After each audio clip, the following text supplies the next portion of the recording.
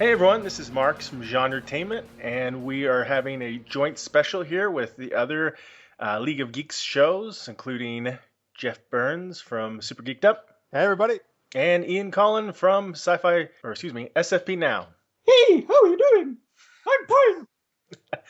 Yes, I just punched him in the balls. I speak like this all the time. This really hurts. Anyway, we're doing a end of the year special where we're talking about the best and worst of TV and movies of 2015. So, Ian, Jeff, where do you want to start? Best, worst, TV or movie? Or movies you want to? Should we start with movies because we've probably got quite a list of those? Sure, let's start with movies. So let's start with their best. Ian, go ahead. Okay, well, one of the obvious ones for me from this year. I mean, I've got a few, but one of the ones that I like this year is one that kind of like had a very mixed reaction, and that is the Man from U.N.C.L.E. movie. That came out. I mean, it kind of got a lukewarm reception from people, but I thought it was really cool. I kind of like the way that they got the sort of setting right, the 60s setting right, and everything, the styles. And I thought we had a pretty strong female villain in that as well. And, the chemistry between the two leads was quite fun. I really enjoyed going to see that movie. Yeah, I didn't see it, and it was kind of a quick blip on the radar, I guess, wasn't it? It's kind of here and there and gone. I'll have to check it out, though. I think you've seen it, didn't you, Jeff? I did not know. It's Guy Ritchie, right? Yeah. I'm not a huge Guy Ritchie fan, I'll be honest with you. Like, I don't know. He's kind of very hit or miss for me. I don't know. Something about that movie just did not really appeal to me. Even though, I mean, what is it based on? The 60s show? Is that what it was? It's based on the 60s TV series, which starred Robert Vaughn and David McCallum. And it was about two sort of like spies that worked for a United Nations sort of like spy network, and they're up against sort of like a Soviet spy network of criminals known as Thrush. Thrush? Thrush, yes. Okay, now, does Uncle and Thrush both stand for something? I'm assuming they're acronyms? They are. I'd actually have to look it up because I've not got... Uncles are the good guys, though? Uncles are the good guys, yeah. And United Nations something. And Thrush are the nasty mean guys, and they give you a terrible rash. Well, Thrush is such a weird name. It is a strange one, yeah. Not quite as good as Spectre. No. Mm-hmm. I think Spectre kind of ate up all the secret government agent buzz this year. Oh, yeah. Absolutely. But I think basically U.N.C.L.E., it came out in the US in 64, and it might have been 63 actually, because it was kind of like buzzing off the heat of the first Bond film, and that's kind of like what they were trying to sort of like replicate somehow. You kind of had it was kind of like an American James Bond, if you will. Yeah, it wasn't really on my radar, but now you say it's one of your best, I'll have to check it out. You probably hate it. It's only at least. I want to watch The Woman from Ant. Is that spin-off? I actually did do a spin-off TV series back in the late 60s called The Girl from U.N.C.L.E., and it starred Stephanie Powers. Oh, I see. The guy is man from U.N.C.L.E., but the woman is girl from U.N.C.L.E. Right, of course. Gosh. It was back in the 60s, though, man. So not, a bit of progress has been made since then. That's true. So, do you have any more best? Well, I've got Ant-Man down as one of my best films of the year. I think that might have been something else. What did you think of it? I absolutely loved it. I thought, I went into that one with rather low expectations. You mean small expectations? Oh, boy. Here we go. And I didn't really have I hate to bug you with my jokes. But... Oh, God. Jesus. Are you buzzing now? Oh dear me, that was even worse than small. I didn't have very high expectations of it, if I'm honest, because I didn't really know enough about Ant-Man as a character, and do know that he was one of the original Avengers. He's kind of like in the original Avengers lineup back in the 60s when they released the first Avengers comic. because it was basically Ant-Man, Hulk, Thor, and Captain America, I think, the original lineup was. And that's all I knew about him. So I didn't really have any great expectations, but I thought as a film it was just so funny. It was brilliant. Yeah, I thought it was really good. It was good how Marvel, they mixed their comedy and their action, and I thought Ant-Man did a great job with it. I've been wanting to see Ant-Man for a while because I've, always thought of him as a founding member of the Avengers, and I've always liked Hank Pym as a character in a way. I was always kind of underappreciated in a way, but he's been around for so long in Avengers history, and he's always like been a good guy and a bad guy, and he's been like Ant-Man, Giant Man, Yellow Jacket, all over the place, and was really eager to see his character finally get introduced into the cinematic universe. So I thought they did a really good job. Mm-hmm. Yeah, I was telling you guys just before we went live, I just saw Ant-Man finally last night on demand, and I didn't watch it before because I honestly thought it looked so terrible and it was going to be one of the worst movies ever. And everyone was telling me, like Marx and other people, like, oh, it's so good, it's so great. I'm like, you people are freaking crazy. What are you talking about? And then I watched it last night and I was like, holy shit, it is actually that good. Yeah, I was blown away that the movie, it's, I don't know, like everything works. I couldn't even find like really anything to complain about or find a flaw within this movie. Like the tone was like spot on. Like even a lot of the stuff that looked goofy, like that toy train stuff in the trailer, right? Mm-hmm. Like they made it all work. Like all that, the kind of the small stuff that could have been super goofy. I don't know. Somehow Peyton Reed, I think, right, was the director. He just Peyton somebody. Hopefully I got his name right. He nailed it. Like I don't know. They got the tone exactly right. I felt, and like that all worked. All those gags, and it's pretty remarkable because I really didn't think that was going to work, and the casting was great too. I love the Thomas the Tank Engine thing, when they're fighting over Thomas the Tank Engine, Thomas the Tank Engine comes and it suddenly becomes enlarged. I like the dog-sized ant. Yep. Oh, yes. I'm eager to see what they do with the sequel, which is supposed to be going in an even different direction. So, well, yeah, I'm excited that the scene at not after the credits, but just before the credits, where they show what's her name, Hope, or the character Hope, his daughter, Hank Pym's daughter. Mm-hmm. Going to be the new Wasp, basically. Mm-hmm. And the next one, that's cool because I've always actually really liked Wasp as a character. Me too. Yeah, and I like that actress too. I've liked her since Lost. So Evangeline Lilly. Yes, mm-hmm. Thank you. Mm-hmm. Yep, I'm eager to see that, and I like the little cameo appearance of an Avenger in the movie. Oh yeah, it's funny. That's what you had told me, and I totally forgot you had told me that, Mark. So it didn't ruin anything. Oh, good. When he showed up, I was like, oh yeah, that's right. I liked his mate. His friend that got him the job to break. Yeah, the fast talking dude. The fast talking dude. I thought he's hilarious. Absolutely hilarious. And the way they cut like those stories he would tell was great. Oh yeah, like that was just such good writing and editing. Like the way they would weave all those together. That was really well done. Jeff, what's one of your best? So my favorite movie of 2015, and like Mark's, like you said, I realized as I was going through the list, there are a bunch that I didn't get to see, unfortunately. So I'm going to try to catch up now. But the favorite one I did see was probably a movie that's not necessarily going to be on most people's list because a lot of people didn't see it, but it's Tomorrowland. Oh, yeah. I was wanting to watch it, but I haven't seen it. That's a lot of thing. Like a lot of people just said, like, oh yeah, I never got around to watching it.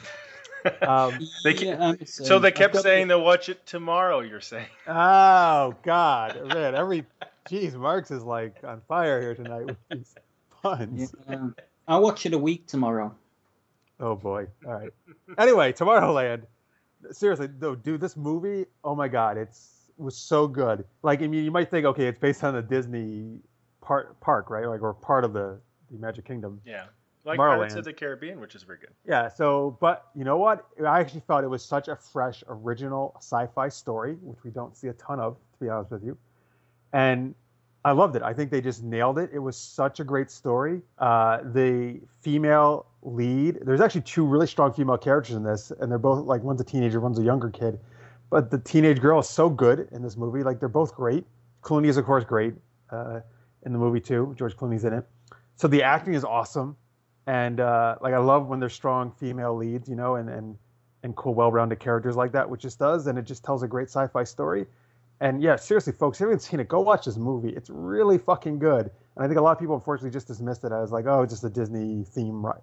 Whatever nonsense or something. Yeah. But you're right. Like a lot of people wound up liking pirates a lot. So, and they thought that was going to be nonsense. But I don't think it did too well, didn't it? In box office, it kind over of here, it did not do well. I don't know overseas if it did better, but unfortunately, it did not do very well. Which means we'll never, I'm sure, see any other movie based on Tomorrowland again, which is a shame, kind of way. I mean, well, it's okay because it's totally standing on its own, but it's too bad, man. Like, I loved it. I love the movie, and I hate seeing like great movies like that not find an audience. Yeah, it's frustrating.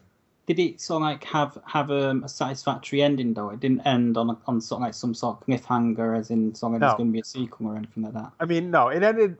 No, I mean there could be a sequel, but it definitely didn't end like, oh yes, you must tune into the sequel. No, it was a complete story on its own. Okay, I'll give it a go. I've got my Amazon back here, so I just add it to my list of Amazon things, and rent it. Yeah, and the action scenes are done really well too, and just I don't know everything. I just really liked everything about that movie. I'll have to check it out. You have any other best? I do. So one more on my list is speaking of some spy stuff that Ian did with Man from U.N.C.L.E., I'm actually going to go Mission Impossible: Rogue Nation, which I love that so much, man. So easily, I've seen all of them. It's my favorite of all the Mission Impossible movies, the 5 of them that have been out so far. I liked it, but I liked the last one better. Oh, Ghost Protocol? Yeah, a lot of people like that. That was good. But, I just love this one. I think, I don't know, it was so good. Like, it was so well paced. The action was amazing. I like Tom Cruise in general a lot as an actor. Is Ethan Hunt, he's great. The female, and I'm forgetting the actress' name, unfortunately, right now. But the female main character in this was awesome. She kicks ass so much in this movie. I loved her. And just a cool, like Vin Rames, Jeremy Renner, cool supporting cast. What's his face from Simon Pegg. Thank you. That's what I was trying to think of. Yeah, it's just, again, I don't know, just a really great spy action movie, and it's so well done. Yeah, I loved it. I love Rogue Nation, and it just came out this past week on Blu-ray and DVD and video on demand and all that. So you can go watch it if you haven't seen it yet. Well, I've got it. I've actually purchased it. Oh, nice! I actually have to do that too. Week, so. Okay, I gotta buy it on Blu-ray. Yeah, I just get it on video on demand via Amazon. Just get the HD versions. So I've just got so many Blu-rays and DVDs already. It's just like not enough room. I haven't watched it yet. I need to, and I like all the other Mission Impossible, so I'm sure I'll like this one. There's a fun moment with when he's in the car when the car goes down the stairs. Oh yeah. Oh yeah. You mean down the steps? It kind of tips over end, doesn't it? Yeah, I know. I remember this. You're talking about that. Is fun. Yeah. That's funny as hell. Yeah, there's some good chase stuff in this movie. Well, good. Okay, so I have, and we can continue rotating too after this if you guys have more bests. But I have 2 that I really haven't watched a whole lot of movies this year. I realized I've watched a lot of television and read a lot of books, but I have 2, and I'm sure one of them is going to be on our list most likely. If not, it'll make for interesting conversation. But first off, I watched Hunger Games: Mockingjay Part 2. I didn't think I would like Hunger Games originally when I heard about it, but I've enjoyed it, all the movies, and this was an interesting. Have either one of you watched it yet? Not yet. No. I've only seen the first 2 Hunger Games. I haven't seen either of the Mockingjays. Okay. Because I don't know. I'm Hunger Games. I'm like, yeah, it's pretty good, but it doesn't really do much for me. Well, I'll say Hunger Games Part 2. The one thing that was kind of weird was it ended a little. The third act or whatever was a little weird, a little off or odd of an ending. I don't know how to explain it. So it's not bad ending. It just was like not exactly what we normally expect. So it kind of killed the momentum a little bit for me. But overall, it was a good movie and a good end for the whole saga, unless they start doing spin-offs or something. Thought it was interesting, a nice little commentary on social commentary element too. Now, the other one, I know all of you probably like her or something, is the big movie of the year is Star Wars: Force Awakens. So we've all seen it, right? Yep. Okay. What movie is this? Star Wars! Yeah. Yes, we've all seen it. So I'll start with what I liked about it, and then you guys can say, because I'm sure everybody has a lot to say about it. I really liked it. It was...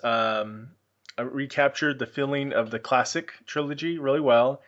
It totally like blew away the prelude trilogy, I thought, completely. And I like all the new characters: Rey, Finn, Poe, BB-8. I thought they were all really cool, new, interesting characters that capture things that we liked about the original Star Wars, but yet just still different enough that they're not like complete carbon copies of Han Solo or Luke Skywalker or whatever. And the only thing is, I feel like, man, I missed a lot in between. Like, what? How did they get to this point exactly? And so now I'm trying to read all the books and comic books that are official canon of this new future, and trying to see what the filler stuff is. Getting Star Wars Aftermath myself. Yeah, but I really liked it. Thought it was a great beginning to the new trilogy and the whole new cinematic universe. And I think J.J. Abrams and all of them did a fantastic job. So lots of great humor, lots of great action, and I'm looking forward to seeing the second one. Mm-hmm. I hated it. Did you really? Or are you joking? No, he's joking. Okay. I actually thought it was good. It did capture the spirit of the original trilogy. I quite enjoyed seeing Han Solo back. I enjoyed this sort of interplay between him and Finn. You know, they had some quite funny moments together. You know, in the film.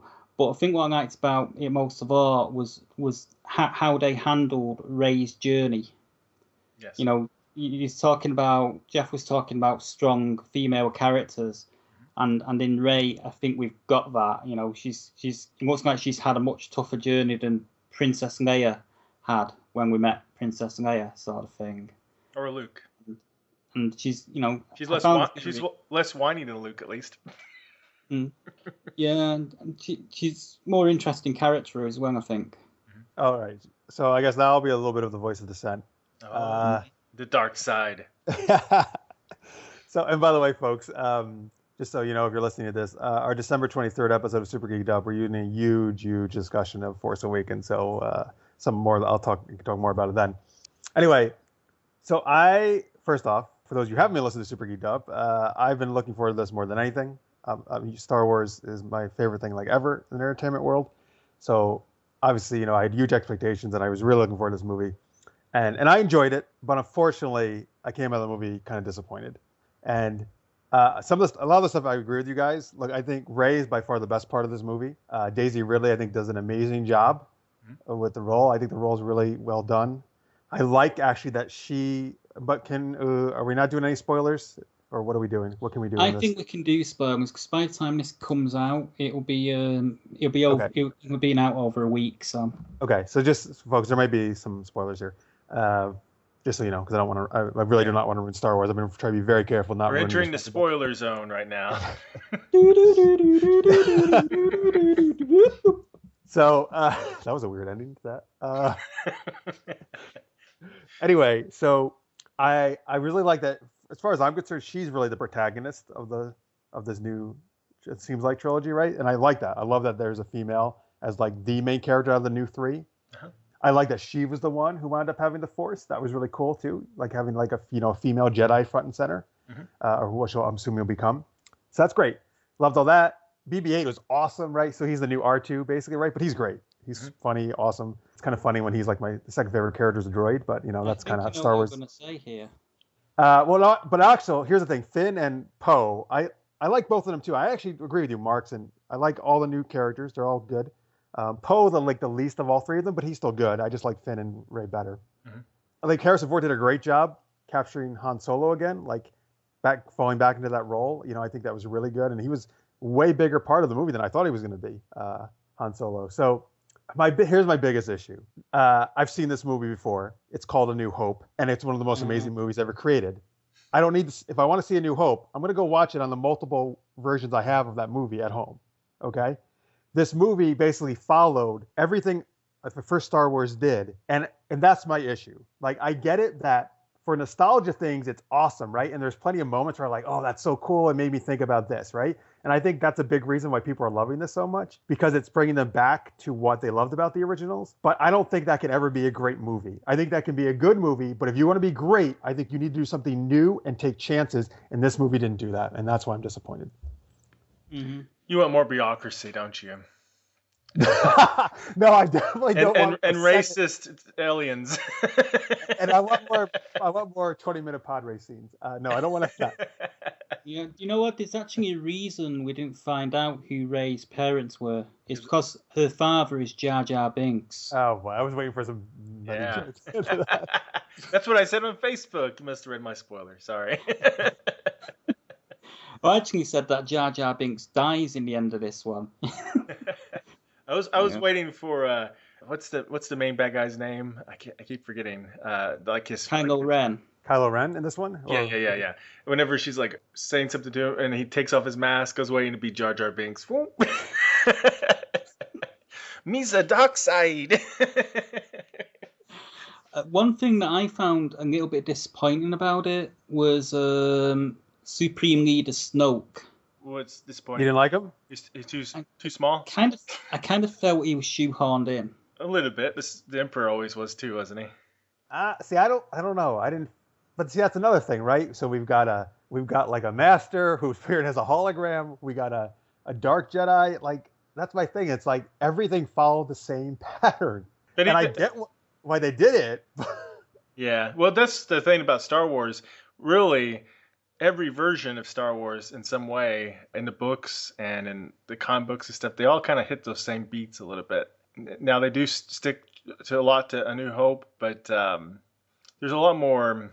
There's more relationship between, like, of course, Han Solo and some of the other bad guys. I guess we're in the spoiler zone yet, right? So Yeah. Most spoilers, guys. So, and his son, and that was a different layer that you didn't have before. And I suspect, I may be completely wrong, but I suspect there might be more than just one apprentice this time around, because whenever she had those flashes of the Jedis getting killed and everything, Kylo wasn't by himself. There was other people in the shadows with him.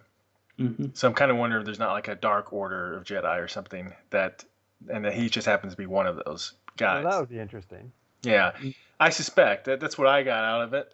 And he wasn't like, let me teach you. No, there are going to be two of us kind of deal. I think Poe Dameron is a spy For the Empire or the First Order, whatever they're called now. For the First Order. Really? Yeah, it's just so. Wow, I don't think that at all. Yeah, that'd be odd. Why did he get himself tortured so much then? He likes the pain. Yeah, he likes a bit of pain, but it's just sort of like, when they crash land, Finn can't find him, and he sort of like, he makes up this story about being thrown clear and stuff like that, and it just seemed a little bit too. No, that's interesting. See, I just thought that was bad storytelling. Like, I just thought they like, well, we don't want Poe in this part of the story, so we're just gonna have him ejected from here and show up later. We can't come up with a better reason. Well, I figured they wouldn't keep him around too much longer because he was a pretty powerful type of character that would kind of like, with Finn and Rey, they were still kind of like the newbies, and I think he would just dominate if he was, with too many scenes with them. I liked having Finn and Rey. Those two together was good. I like that chemistry and what they were doing together. Yeah, that relationship between them. I mean, that's something that's different than from Star Wars. It never really had that kind of dynamic, and you never have seen a stormtrooper like that, where the stormtrooper turns on him, and it's like, whoa, wasn't ready for this, kind of craziness, and I gotta leave this. So that's an interesting dynamic too that you don't see. That's something that, except maybe in role-playing games, because you used to be able to play like, a stormtrooper who turns on him and stuff. You don't really see that very often. It's kind of interesting to see a stormtrooper go rogue. Yeah, and it's also it's kind of interesting as well, because you could almost accuse them of actually pinching that from the from the Prime canon universe, because in the books that predate A New Hope sort of thing, from the is it now called the Legendary series or something, because it's no longer canon. Yeah, Legends. Yeah, apparently Han Solo was a stormtrooper. Oh, he was? Yeah, he actually trained at the Stormtrooper Academy and just left. Oh, I didn't know that. By the way, I still consider that all canon, all that stuff. So I don't care what they say, because the Heir to the Empire series, which was the first books that came out like 20-some years ago by Timothy Zahn, which are my favorite Star Wars books of all time, some of my favorite books of all time. That's, as far as I'm concerned, that should have been the next thing. Like, because that is a fresh new take on Star Wars that is different than what we had already seen, respecting the what had come before in Star Wars. Is that the one where Luke turns to the dark side temporarily? No. No, Grand Admiral Thrawn. That's the Thrawn, yeah. Thrawn's a great villain, though, right? And he's a new take on the villain, I felt, so. Yeah, it's a shame that we're not going to see him. I think that's him and Mara Jade and some of the other characters that... Oh, that Mara Jade, I love her so much. Yeah, it's a shame that we're never going to see them now. That's the thing, I know. You see what? There's no reason they could try to... They're not going to, you're right. But try to work those in, but they're not. It's not going to happen. Yeah, I mean, I could see the logic about it because it's a lot of history to try to deal with. Unless you just sped ahead like 100 years and just start fresh, it would be tough. It'd be like, hey, Han and Leia, we're back in the movies, and we had 3 kids, but some of them turned dark side, and some of them are dead now. And it's like, what just happened? Oh, we had an alien invasion too. It's like half the movie will just be. And Chewbacca got hit by a moon. It's like. Oh god, that's ridiculous. It would be rough, huh? Yeah. You know that, right? Chewbacca killed him. No, I know. I've heard somebody told me that, and that's just I don't understand how that happens, but whatever. Well, somebody throws a moon in. Yeah, I don't understand. What is he doing? He's floating in space, and a moon rams into it. Like what? Oh no, it's those alien guys. I can't remember their names. When they invaded, they had like a doomsday type weapon where they could like manipulate gravity, and so they pulled a moon from this one planet to smash into the planet. And while it's getting pulled in there, they're all trying to rescue everyone, and Chewbacca's grabbing people and throwing them on ship, but unfortunately he's not able to escape. Oh, so he's still on the planet when the moon hits. Yeah. Okay. So he like sacrificed himself to save other people, and I gotcha. Killed. So a lot of people didn't like that. Oh no, of course not. They hated it. Well, spoiler, territory here. Big spoiler, maybe. I think of what you're about to say. Yeah. I thought Han Solo's death was handled pretty well. I think so. I hate to see him die. Yeah. But Harrison Ford wanted out, and that was the only way he was going to get him to come back. So I'm quite happy with it. It's sad to see them die, but it's sort of like, again, unless they sped way ahead where they're already dead, you're going to have to like come up with why aren't they the main characters doing heroic stuff, unless they're like in a wheelchair or something. And, Leia is like, she's more of a strategist. She's taken on this responsibility as a general. So it makes sense that she's not going to be in the thick of it.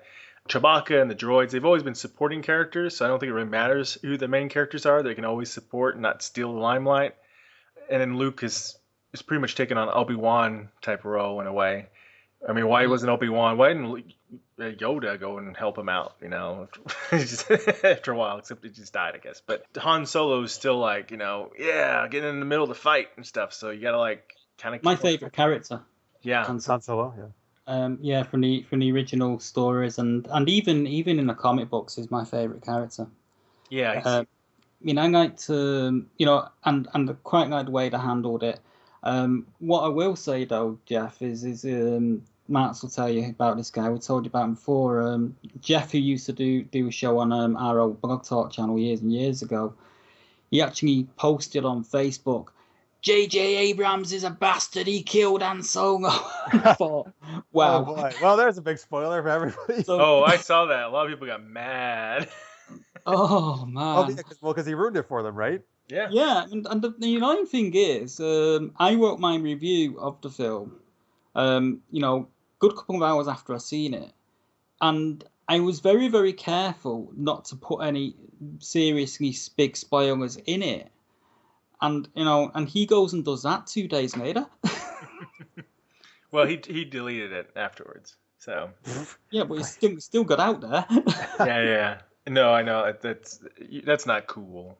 No, you gotta give a warning. I'm glad to see most people seem to have been very respectful though, of wanting not to ruin it for people because they know how important it is. So yeah, that's good. I'm glad to see that. And by the way, if you're listening, folks, I'm really trying not. Obviously, I do not like ragging at all on any Star Wars thing. Because I love Star Wars, and I wanted this to be amazing. You just wanted Jar Jar Binks in this movie, didn't you? No, I did not. I definitely did not want Jar Jar Binks. I will say, though, I think Revenge of the Sith is a way better movie than this movie. Not the other two prequels, but I think Revenge of the Sith is, which I think is a great movie. Anyway, so anyway, why I like this movie, there's this, why did Kylo Ren start off so badass, and then, to be honest with you, I think become like a really puny weakling, and I'm like, I don't know why I just went Hulk right there, but I don't know. He felt like he just, as soon as he took the mask off, he what a lame character he became. And he was so weak at the end. He just got his ass kicked.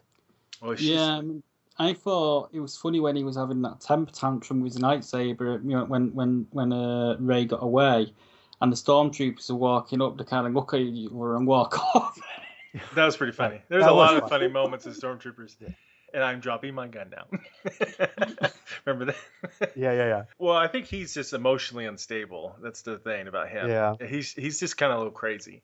That's why I think there's going to be more than just him this time around, because he did get defeated pretty, I don't want to say easy, because he was shot before he fought them. So he was kind of hurt. I mean, he got shot by Chewbacca's weapon, which we'd seen like blow people in half practically. So, he was a little injured, and she's apparently very strong in the Force too. So, and she can kind of, unlike Luke, she already could fight pretty good for the Force. She's essentially like a Han Solo who happens to get the Force rather than being this kind of a whiny farm boy who gets the Force. So she's going to be kind of tougher right off the bat, I think. Yeah, Luke from the original trilogy is my least favorite character. Blasphemy is my favorite. Terrible. You said that. That's why I kind of wonder. I think if they don't screw it up, I think once this trilogy's done, it's going to be really. I mean, nothing's going to ever top the original trilogy, but I think it's going to be such a nice saga of her journey and stuff. I'm hopeful, at least. So.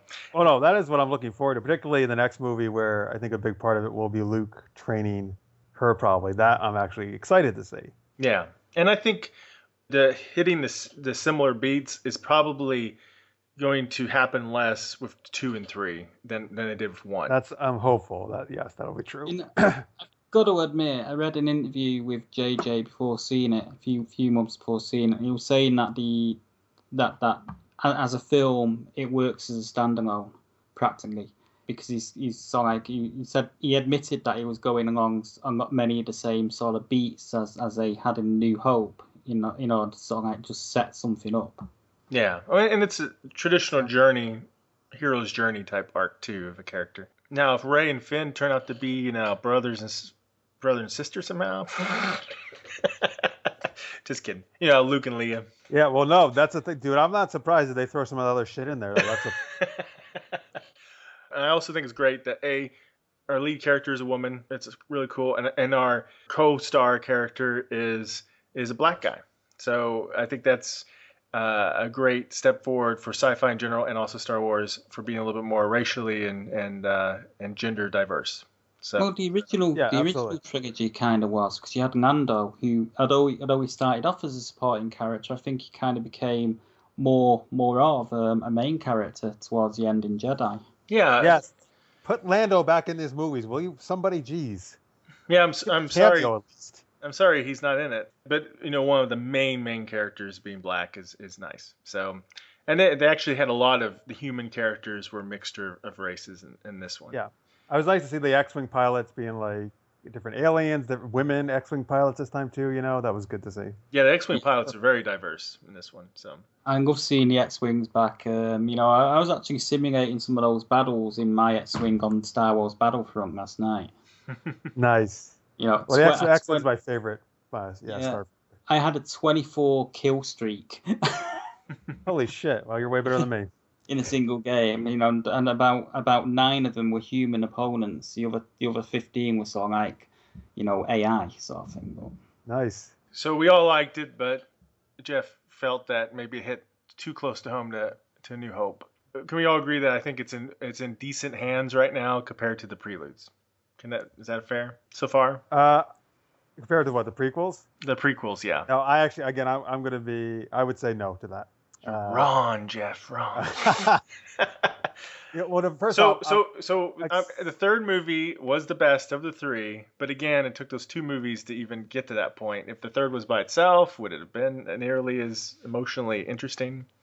Well, I don't. Maybe not. But here's my thing. I actually still think the best hands of Star Wars is George Lucas. And I know people's favorite pastime has become, let's say George Lucas is the freaking devil and criticize him to all end the earth. I'm not saying you guys do this, but I hear a lot of people. And that, I'll be honest with you, that just saddens me so much all these years when I hear that happen, because he's done so many amazing things, even outside of Star Wars, for movie making. Yeah, and like Red Tails. You see Red Tails is a nice film. Wait, is that the World War I airplane one? World War II. World War II? Yeah, I saw that. Yeah, I thought that was a pretty good film. But I mean, Indiana Jones, right? Willow, American Graffiti, like all these, for me at least, amazing films that he did, and the original Star Wars. So even if you hate the prequels, which okay if you do, I'm fine with that. I don't know why you would like. I don't get it. Like this Venom. That's anyway. It's fanboys. Well, that's the thing, but they take it too far and they go crazy, and like chasing him out of movie making is ridiculous. Like he had story ideas for all 3, 7 through 9 that he sent to Disney and Abrams, and they just threw it out. I really, really want to see that hopefully published someday. I would love to see what Lucas had planned. Me too. I've only read a little bit what they revealed, but what he had planned for these movies. What did they reveal? Not much. Just that he wanted Abrams didn't, or they think Disney didn't like it because he wanted to have like teenage characters be the lead, and they were afraid because young characters in the prequels, you know, people criticize so much, like the young Anakin and everything, that there was going to be a backlash. So they think that's why they wanted to go a little bit older with the main characters. Yeah, the young Anakin though, so like the Hayden Christensen Anakin, it was basically to do with a bloody actor. Yeah, know? So I mean, first off, I don't think anything would have been wrong with having teenage. I mean, I don't think these characters are that much. They're not old anyway. No. It's like... they're not old anyway. I mean, even and Luke and Leia were 19 in that in New Hope. That's what the age are of both of those characters. So they were like late teenagers, obviously. I don't know. I mean, I guess they were indicating also it probably would have been like Luke training new Jedi. So I mean, I think probably whoever told it, that would have been some of it, right? So yeah, Lucas really didn't reveal much at all. But I would love it if someday he does, like actually let us know everything he had planned to do, just because I think that would have been fascinating to read at least. Maybe he will once this trilogy's done, because you might be worried. You know, they might be using pieces of what he had, perhaps, or been influenced by it. So. Yeah, anyways, I've got a feeling it might have been because, you know, Kylo Ren being Han and Leia's son. Yeah, in the books they had kids too. Kind of. Who went dark? Kind of I was ready for them to say, "Oh, it's Jaden Solo for the books" in the movie, but they didn't do that. Yeah, I wonder if they had any other kids too. Who knows? And there's also got speculation online that Supreme Leader Snoke is actually a riff on Darth Magus. Who's Darth Magus? Well, some Darth character that, you know, the guy that. Yeah, from the I think he was referenced in the original in the prequel trilogy towards the end. He trained the Emperor. I can't remember the actual name of the character. Oh, the one in Revenge of the Sith when he tells the story? Yeah. Oh, yeah. But there's speculation that Snoke's actually him. Maybe. That's interesting. Anyway, here's the thing. For me, it's really weird to see someone besides Lucas do it, even though I love Abrams.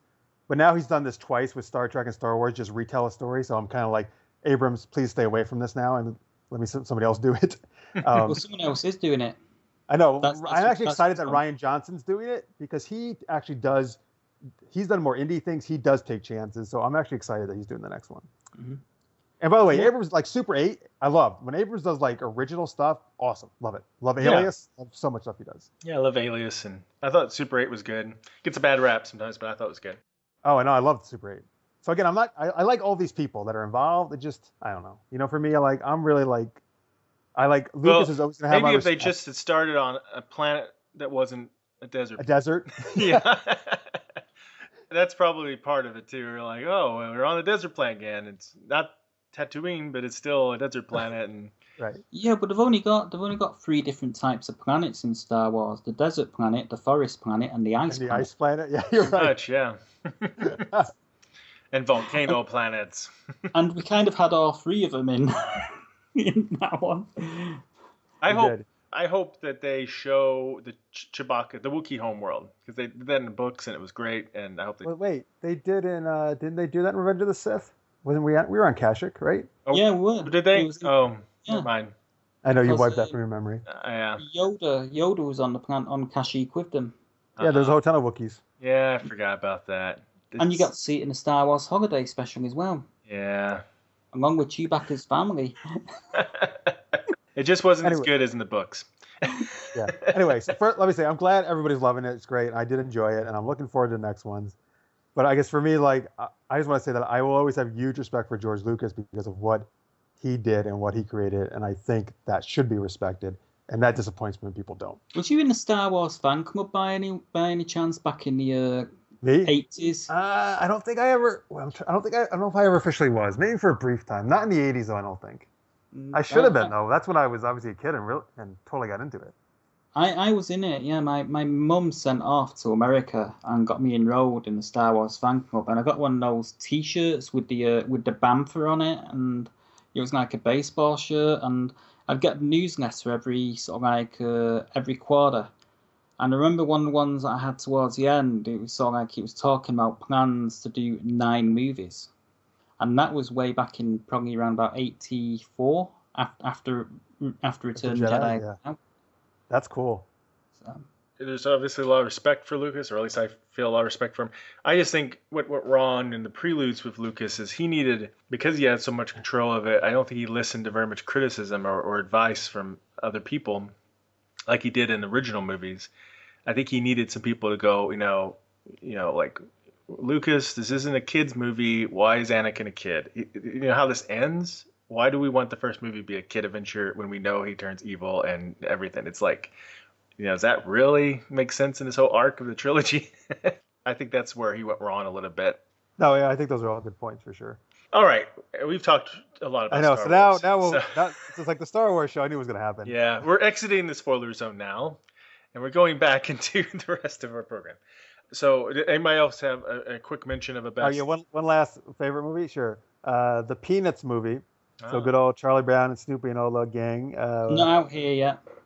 Oh, it's not? Nah, it comes out on Boxing Day, I think. Oh, when? Boxing. Comes out on Boxing Day here, I think. 26? Yeah. So I know my British holidays. Anyway, yeah. So I'm the Peanuts and Snoopy and all that stuff. It's probably my all-time favorite comic strip, and I think the movie just did such a great, faithful job of. So it's interesting. So I guess here's some nostalgia too, of course, right, with the Peanuts. Mm-hmm. But I don't know. I think they told a new story, but they were like, I think, faithful to all the characters that I've grown up with and knew so well, and they worked in, like, my favorite thing is Snoopy against the Red Baron. Like, so if you read Peanuts, you know exactly what I'm talking about. Yeah. Snoopy has a World War I flying ace on his doghouse, which I think is just one of the most brilliant concepts ever. And they, like, that actually became a big, like, there was a parallel basically between Charlie Brown's story and the little redhead girl and Snoopy fighting the Red Baron and there's like this, I don't know, I think some kind of poodle girl dog he likes. But they told like this nice parallel going back between like Snoopy's fantasy world of that and the real world of Charlie Brown. And it was great. Like, I think that was just such well done storytelling.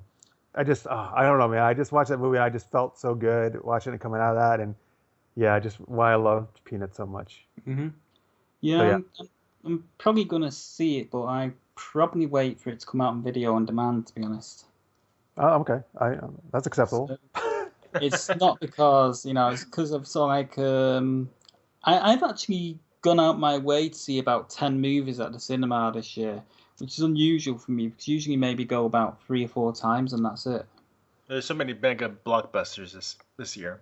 Yeah, there has been. There's just been so many films I just wanted to see this year on the big screen. Yeah. All right. So worse. Let's talk real quick about worse movies. Terminator Genesis. Is that bad? I haven't watched it. I was so glad you said that because I refuse to watch that movie. But tell me, please, why it's so bad. It's just a mess. I mean, the effects are good. It's really good. Clever how they managed to sort of mingle it with the original Terminator film, and stuff like that, and the way they managed to do that. But story-wise, there's just way too much time travel in it, and it's confusing as fuck. So the first Terminator is, like, on my top 5 list, probably my top 3 list, to be honest with you, like, of all time. That's how much I love Terminator. And T2 is great, obviously, and I really like T3 as well. I think those 3 make a great trilogy, and I wish they stopped making movies after that. Because Salvation is okay. And I won't watch this one because, number one, from what I understand, it's basically just rewriting more or less what happened in T1. I won't accept that. I'm sorry. It's too sacred to me. You're not just going to wipe out. It kind of rewrites what happened in both T1 and T2, to be honest. I don't want those movies to pretend basically that they didn't exist. That's ridiculous. They're amazing movies. It's like, let's say Force Awakens. Oh, let's just pretend all that New Hope and all that stuff didn't happen either. We'll just rewrite all that shit. Like, no, obviously Abrams didn't do that. Freaking sacrilege. Yeah, at least they didn't do a parallel universe like Star Trek. Oh, yeah, that was sacrilege. I keep forgetting Star Trek is supposed to be in a parallel universe. Yes, thank you, Mark. Thank God they didn't do that. I agree. Yes, anyway, I won't watch it. And so I forget it. I don't want to see any more Terminator movies, period. I just wish they would just stop. The Sarah Connor Chronicles I was excited about, and I think that was shit too, the series. Stop doing Terminator stuff. Terminate the Terminator movies now. Yeah, just remake Westworld instead. They are. Well, they are. It's an I know HBO they are series. doing a TV series. Yeah. I've never seen Westworld. Is it good, the movie? It's very dated now, but it is actually quite good. And to be honest, if you watch the original Westworld and then watch Terminator, you can see where Terminator got some of its ideas from, because they're both essentially kind of chase movies. It's true. Yeah. We watched it a couple months ago because I knew the TV show's coming up and I wanted to watch it. So I've always heard about Westworld. And it wasn't too bad. It is dated though. And also Future World's very dated. Future World's even more dated than Westworld in a lot of ways, but how ironic since it's Future World. But it's still kind of worth watching. So that's going to be potentially a pretty cool series. We'll see on HBO. Any other worse? I don't really have one. So. I have one. It's not a geek movie, but it's the movie Aloha, which Never heard of that. Yeah, it's Bradley Cooper and Emma Stone are in it. And is that the one where they criticism Hawaii? For not having very many Hawaiian people in it? Oh, I don't know. Maybe it's set in Hawaii. It seems like I thought they actually did have Hawaii. Maybe they're not actually Hawaiian people. They just look like them. Well, I think Emma Stone's character is supposed to be Hawaiian, and I got criticism. Oh, yeah, maybe what part Hawaiian she is or something. Yeah, I think. So anyway, yeah, I think I got through half of it and I had to shut it off because it was just so terrible. Mm-hmm. And I thought it was going to be like a fun romantic comedy, and it wasn't good at all. Mm-hmm. And it's Cameron Crowe, actually. That's why I also thought it was going to be good, because he's done some good movies, like Almost Famous, and Jerry Maguire and stuff, right? Mm-hmm. I think Show me the money. Yeah. And he did Jerry Maguire, right? Mm-hmm. Yeah. But yeah, this, I don't know. Honestly, it was like one of those times where it's almost like an M. Night Shyamalan thing. It's like, oh my God, did this guy forget how to make a film completely when I watched this movie? Yep, I haven't seen it, so I have no comment. And I probably won't watch it because it didn't really sound like something interesting to me. I've not seen it, but it's actually on our version of Netflix here now. So it must have been very good, given that it's come out on Netflix here so soon. So you don't have a worst Marx, right? You said you pretty much liked. Yeah, all the other movies I saw I liked. So I'm pretty good about not watching a movie unless I heard good things or something. And so, I mean, I've watched some bad ones. I have watched a few random movies on Netflix because if I get bored and they're usually really bad, I only watch a few minutes of them just to see how bad they are. What was that one? It was Grim Avengers. Have you seen that? Or you heard about it? I mean, I probably didn't watch it. I think I watched a little bit of that. Yeah, I watched it a little bit. Just I was curious how bad it was. It was pretty bad. So it has nothing to do with the Avengers, right? Yeah, it's an asylum movie, so they come out movies, around these blockbusters that have, maybe if you're not looking carefully, you would buy it, I guess, or rent it. So it has nothing to do with the show Grimm or the Avengers. No, right? it's like you take Once Upon a Time and Avengers and blend them together somehow. That's the idea, at least. Oh, I do. I totally started watching this because. Oh, right. I've seen that. It was horrible. It sounded ridiculous, and it was so bad. It was pretty bad. It was horrible. Some really horrible acting, horrible everything. So. Yeah, I actually watched the whole thing. It just got worse. Oh God, how'd you do that? It was the women they helped with. It was definitely the women, yeah. Yeah, that was pretty bad.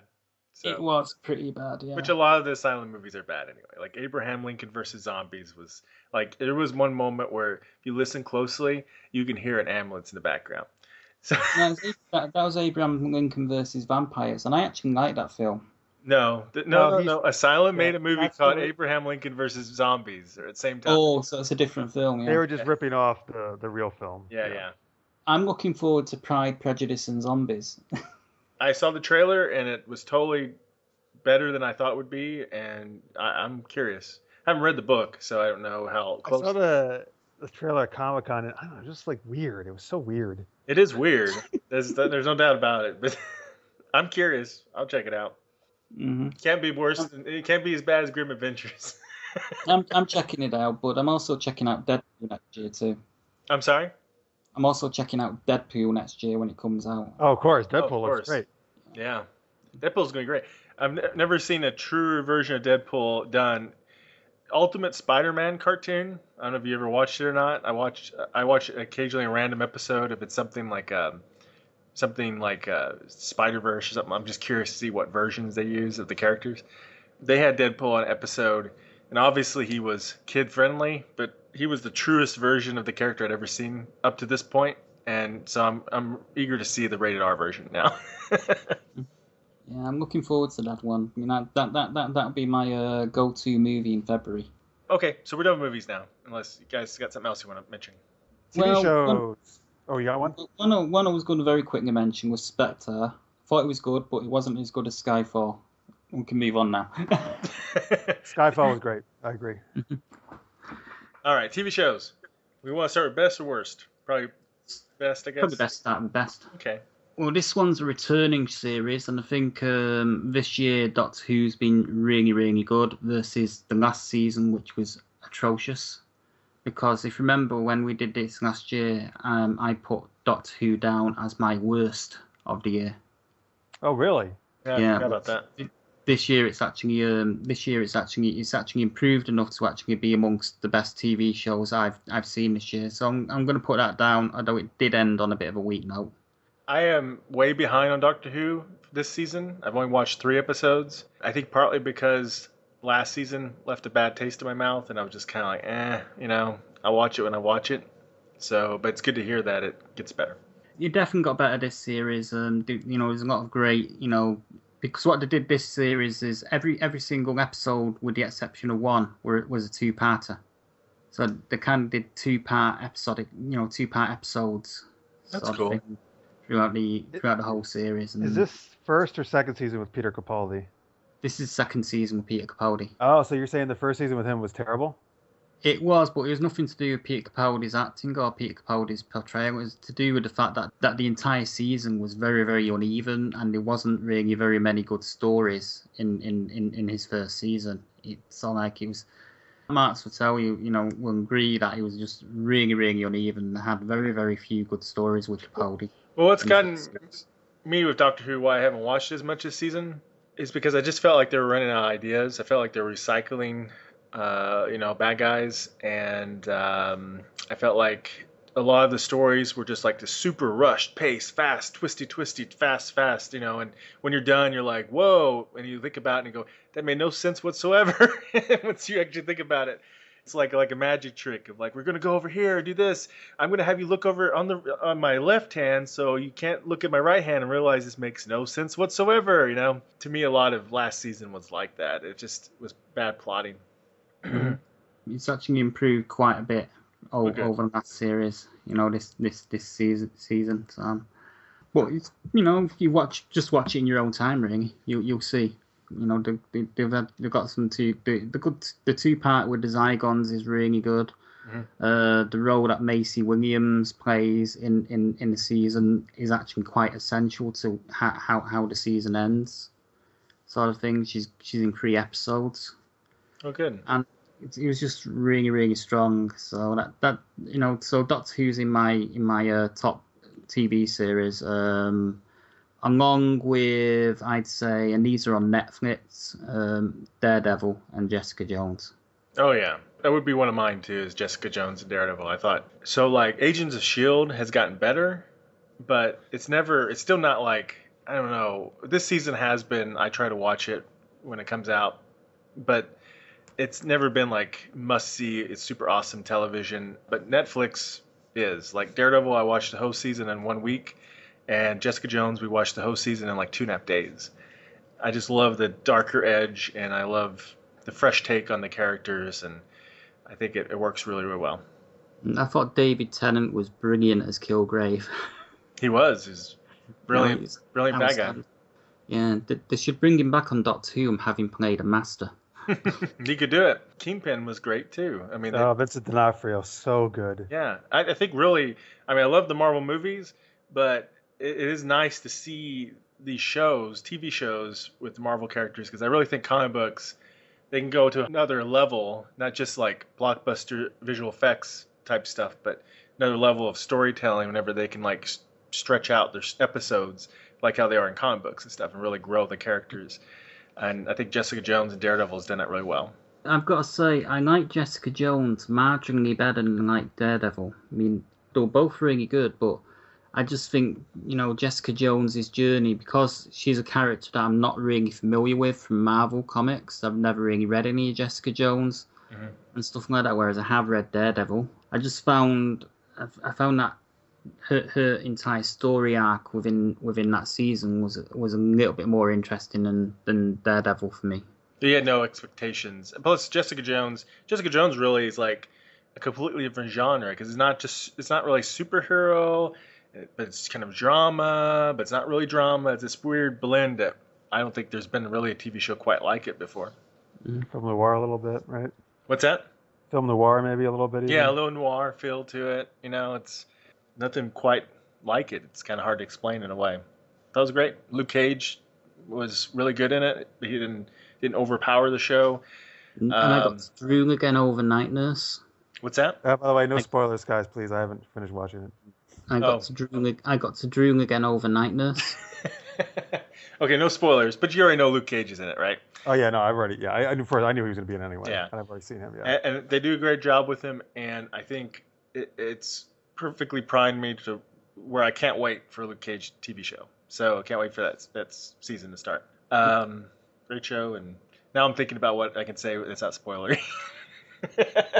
Well, speaking of comic books, so my favorite show this 2015 is The Flash, and I think season 1 was amazing, and it quickly became my favorite series. And season 2 so far, I think, has continued the same amazing storytelling. Mm-hmm. And I love this season in particular that Chantal Van Santen has joined the cast as Detective Peggy Spivot.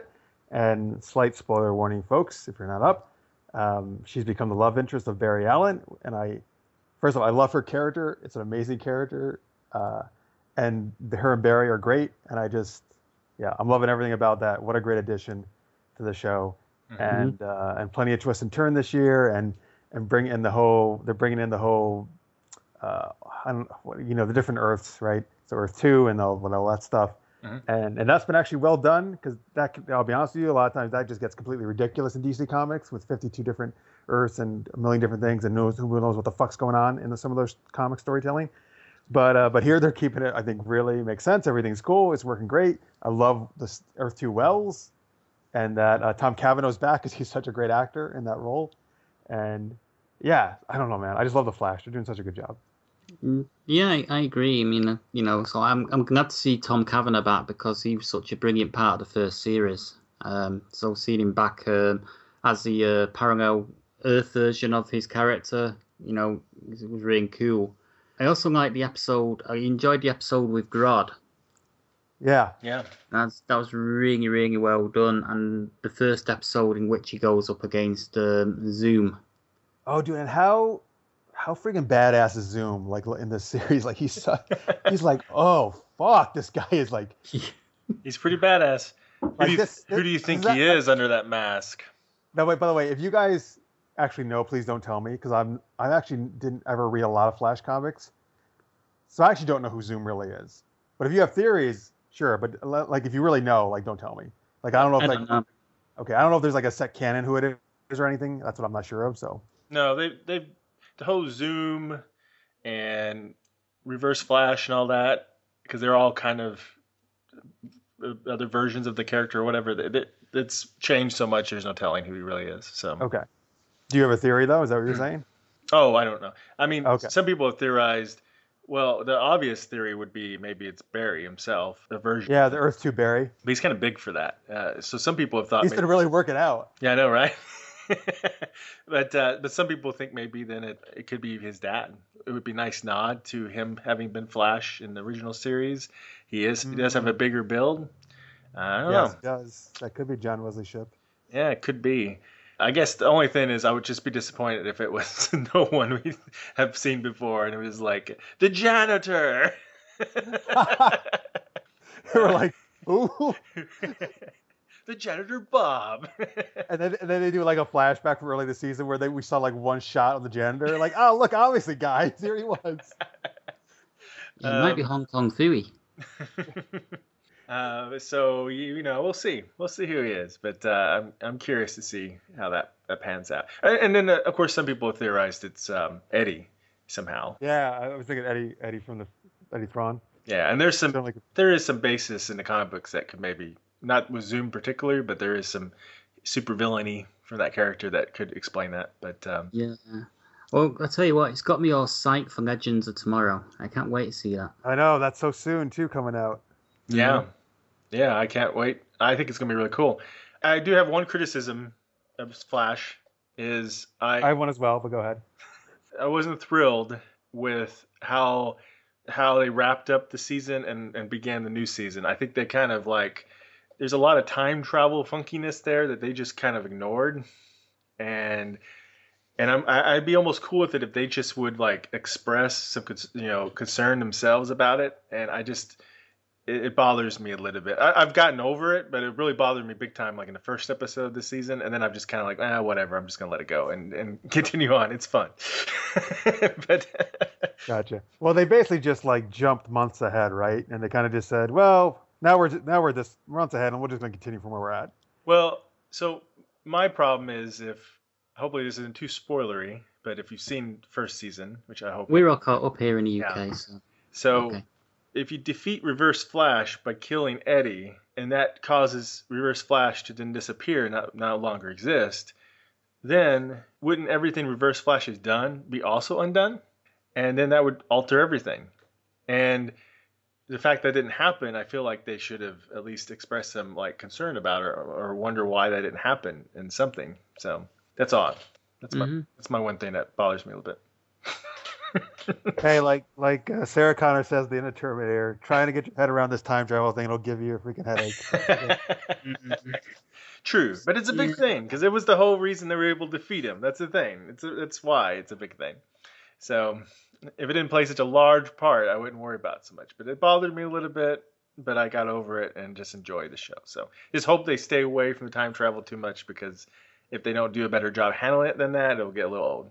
So yeah, I think they're going to be hard pushed to do that though, because with Flash be able to go so fast, he could time travel pretty much whenever he wants to. Well, they've already. Are you guys caught up? They've already done it. They did it in one of the last episodes. Yeah, they did. And briefly. But that was a really brief hop. Yeah, and that's cool. That doesn't complicate things too much. But right. And that was a cool team up with Arrow. Their team ups with Arrow have always been really good, I feel too. So they have been. They've always been really good. It's just a shame that Arrow's sort of nagging behind Flash now. That's the one you were going to say, right? Has been your disappointment, I was guessing. Is that the one? Or no? It's kind of one of them. I mean, I'm kind of getting... I think these flashback episodes are getting a bit old. Oh, they should just stop that. They just need to stop it. They need to drop it big time. It's kind of like dragging... It's kind of like a drag on the story, and it's a drag on people's enjoyment of the story and the characters. Yeah, I feel like when they plotted out this series, they probably had a good idea what the first 2 years of his experience on Island were. I mean, they knew that Deadpool was going to be involved. Not Deadpool, sorry. Deathstroke. That would have been hilarious. That would be pretty interesting. Deathstroke and everything. And I felt like they played that out pretty well. But after that, it just you guys don't really know what really happened after that, do you? So it's just stop. I'm still really enjoying it, though. I still love Arrow. But yeah, after the first 2 seasons, it hasn't been as strong. No, it played a good narrative.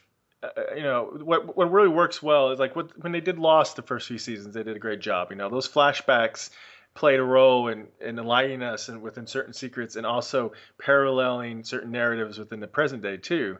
And they've just become really forced trying to figure that out. And what they've just turned into is these little snippet bits of a not really that great of a story of stuff that happened after the first 2 years. Mm-hmm. Can I say, though, I love Thea's development, though? She was a character I didn't really give a shit about at first, early on. Yeah. But, she's badass now, man, and she's cool. She's a cool character, and, I really dig her now. Yeah, I didn't really give a shit about about the lady that's become Black Canary. Yeah, I think Yeah. that's still the. I think a lot of people don't. Yeah, Laurel is just not really working that well. That's I know, it's a shame. It's a real shame. They just did a good job casting the first Black Canary. that's the thing. I just wanted Sarah to stay as Black Canary, but now she's going to be Me a Legend too. of Tomorrow, of course. But I just wish she'd stayed as Black Canary and got rid of Laurel. Just about. Well, you know what really hurt them with her is two things. I feel like first off, her whole downslide with alcohol, drugs, or whatever. They tore her down really good, and they didn't do a very good job building her back up, and it was never believable. And they didn't do a very good job with her getting her training either. It also wasn't very believable and very mishandled. She's kind of become a mess, and it's unfortunate. And plus, there is no romantic connection anymore between them for some reason, Yeah. and that's also kind of hurt things. I mean, I still won't be surprised if they do that at the end. They go to that romantic thing at the end of the whole series at some point, but at this point, it doesn't exist at all. You're right. No. Well, it kind of looks like Felicity Smoke's dead now. So the Spoiler. But here's the thing. the local That was a bicycle. cliffhanger. That's a cliffhanger for the mid-season finale. I bet she's definitely not dead, though. I Yeah, suspect. well, I I don't guess think there's any way she's dead.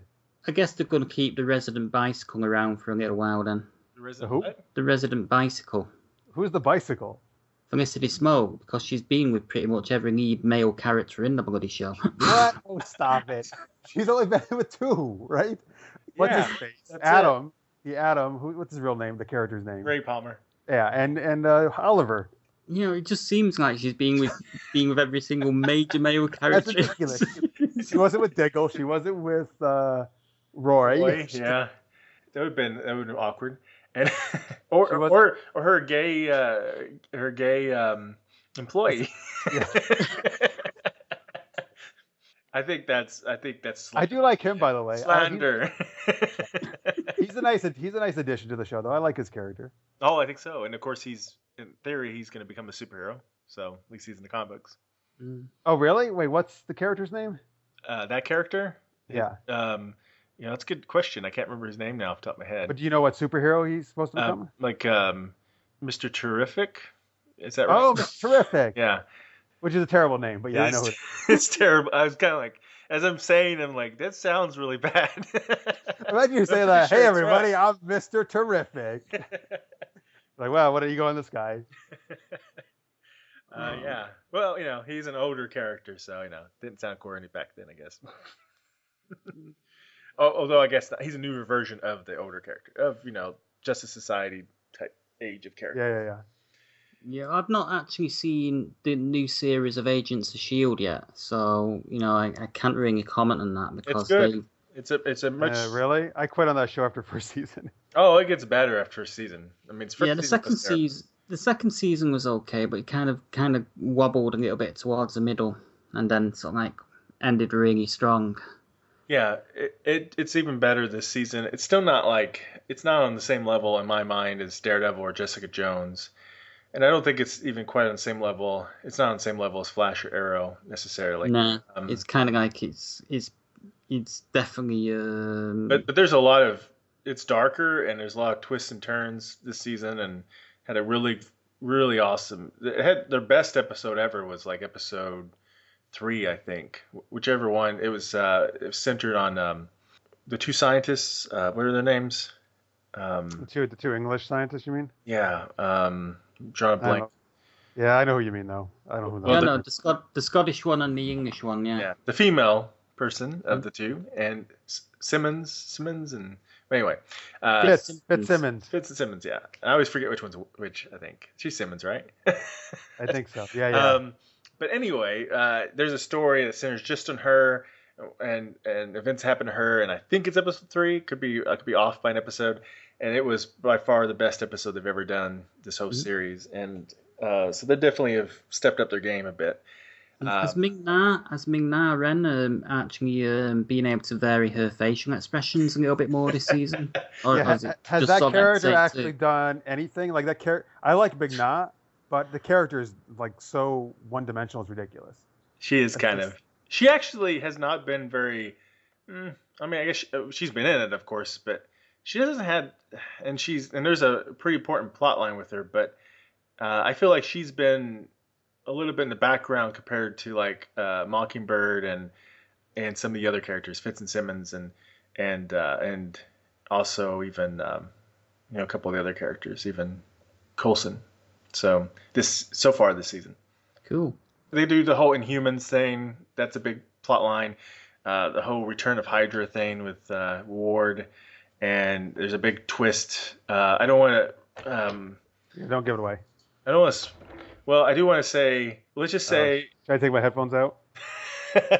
Anyway, there's a big twist that is important for the whole Marvel Cinematic Universe in a way, but I don't know how to say it without spoiling it. Mm. So it's basically going to kind of tie into Civil War. I don't know if it ties in Civil War that much, but it ties into existing players in the game and stuff. Without saying too much. Okay, cool. All right, wait. Here's another one of my favorite TV shows, and Marx, I think it's on your list probably too. I know you really enjoyed it, and that's Sense8. Yes. Oh yeah. So like that and The Flash. I don't even know which one to put first, but probably just The Flash because I just love it so much. But Sense8, oh my God. Sense8 had an orgy. Now Flash had an orgy. That's right. I remember you telling me about that. Like, you really enjoyed that orgy. See, I didn't think it was as crazy as you described it, though. It was okay. It was fine. I know. Well, I was just trying to get you. You weren't interested in watching the show, and I was like, "There's an orgy," and then you were like, "Oh, check it out." I was already into it. I'm never actually going to look at Freema Agyeman in the same way ever again. Right? Wow. There's something about those Doctor Who Talk companions. about smoking hot. There's something about those Doctor Who companions. As soon as they leave, they're like, I have to get naked and have sex and something now. Wait, who's the Doctor Who companion in this? Freema Agyeman. Do you know the transsexual character in it? Yes. Her girlfriend. Oh, her girlfriend is a former Doctor Who companion? Yeah. Oh, cool. I didn't know that. Anyway, but yeah, what a great... just great storytelling. I mean, the fact that there's that many they're all like the same, pretty much equal in terms of lead characters, and they able to blend all those stories so seamlessly together. It's just remarkable. I don't even know how to do it. Yeah, it's very ambitious. I thought it was great too. Have you seen Cloud Atlas? No, I so want to see that movie, and I've never have gotten a chance to see it. That was a good warm up, I think, for them to do something like this, because it's not this. There's like multiple storylines that they're flashing back and forth to that are different time periods throughout history, like both past, present, future, and with actors playing different versions or different characters in these different time periods.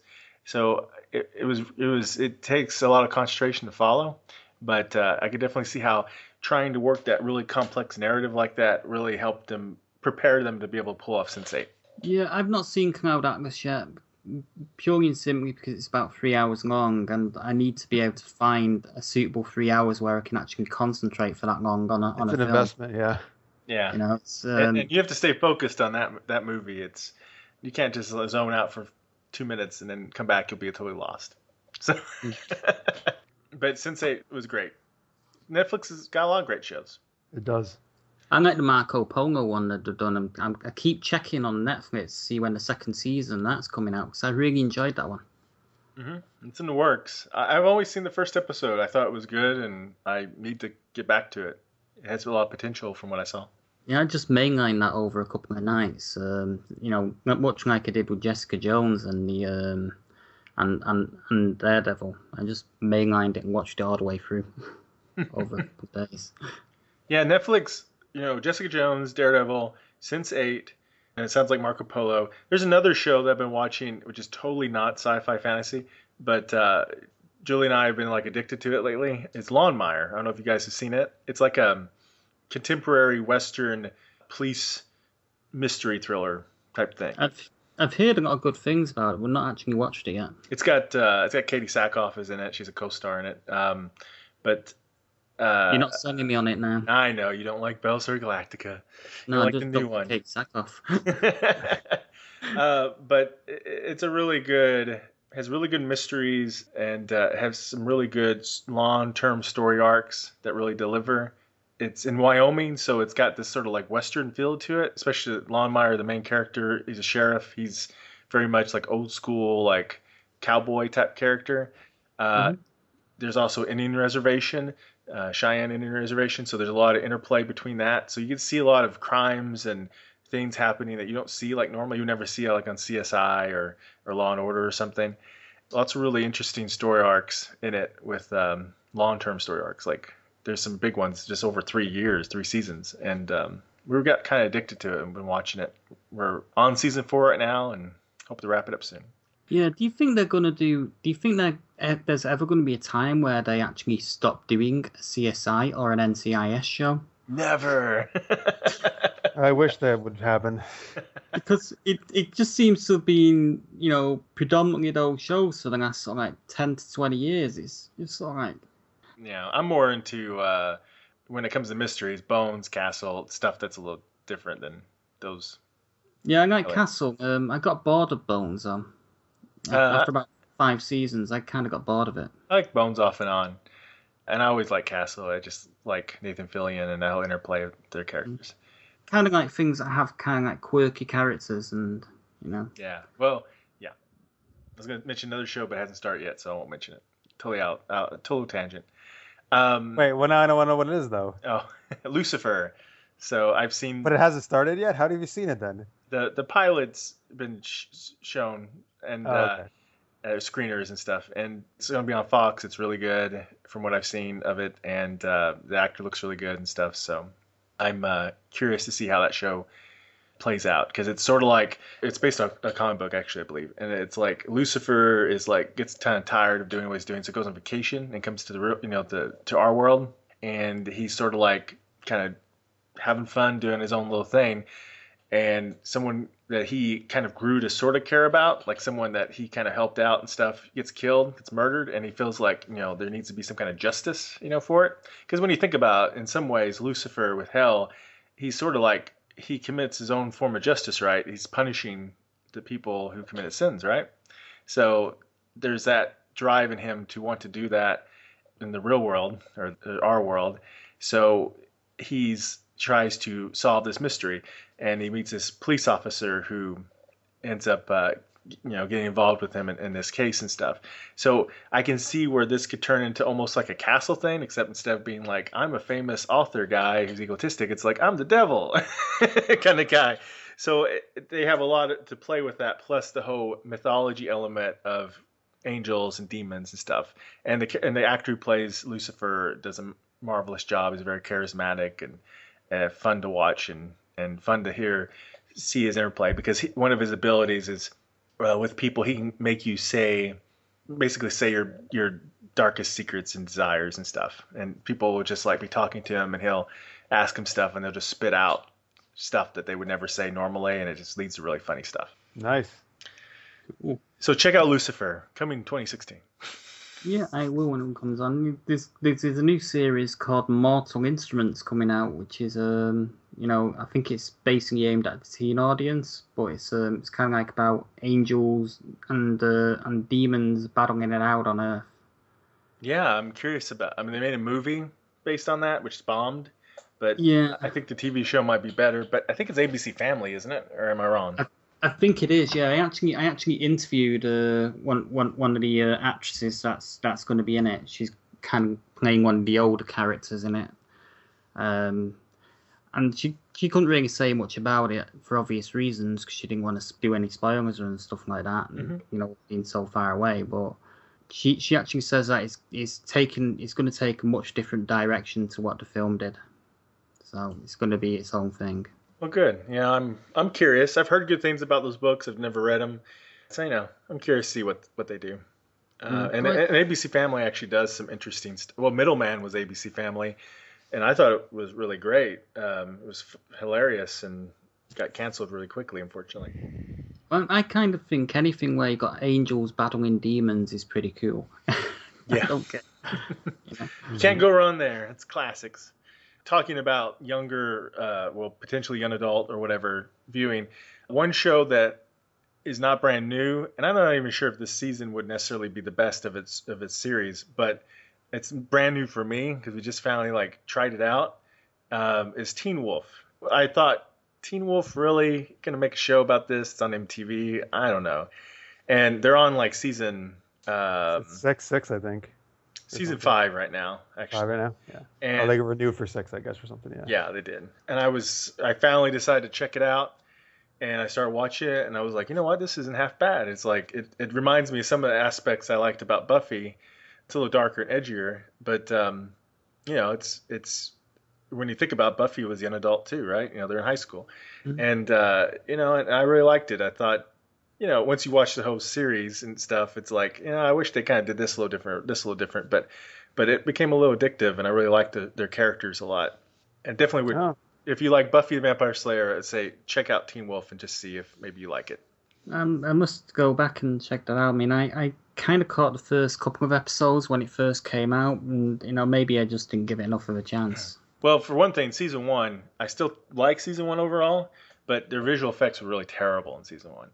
They cranked it up a lot in season two. That you tell they got a bigger budget. In season three, they got even a bigger budget because they doubled the size of episodes and made it a lot more epic.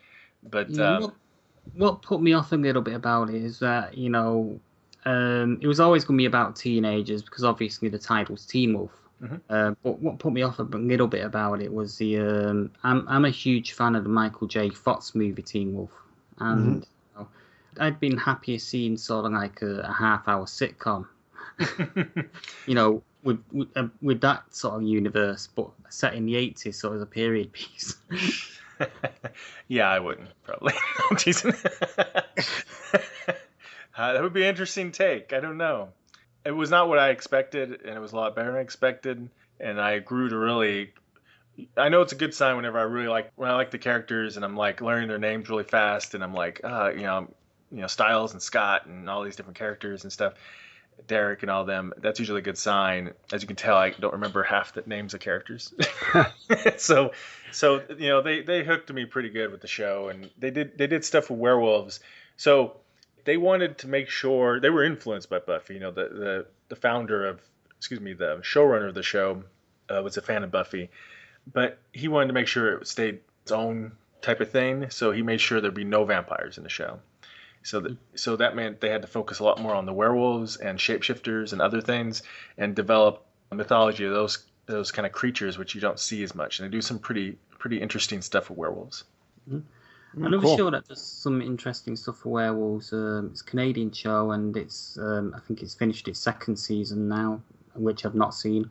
But I've seen most of the first season. I think I've seen all of the first season. It's called Bitten. Yeah, I've heard of that. I haven't checked it out. It stars Laura Vandervoort, and she's like the only female werewolf that survived the process of being bitten and made into a werewolf. Huh. Sort of thing, and it centers around her and her reluctance to stay with the pack and stuff like that. And you got all these sort of like these internal politics going on with the pack, and you've got sort of like a rival rogue werewolf sort of thing who they're out there to kind of police and stuff like that. It's had some really interesting ideas and stuff happening with it. Cool. I'll have to check it out. I've heard about it, and I've watched it. Yeah, I've seen it once. It was decent. It's only got one more season though, when they're ending it. Oh, never mind.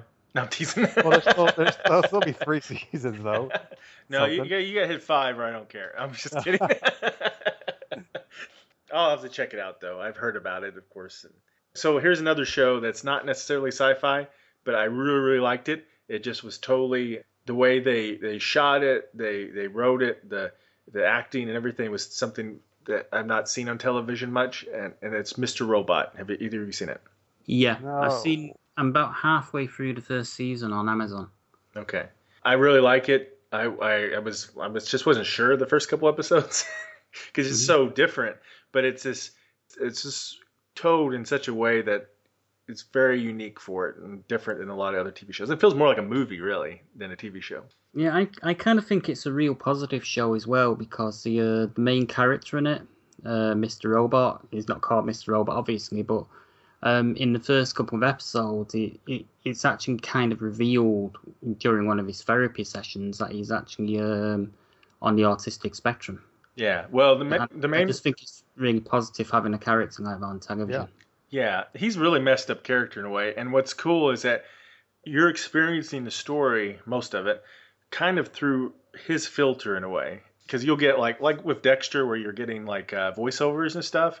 You're getting that sometimes with him, but it's interplays with even what you see in a way. For example, there's this company that he really hates, and he calls it Evil Core, right?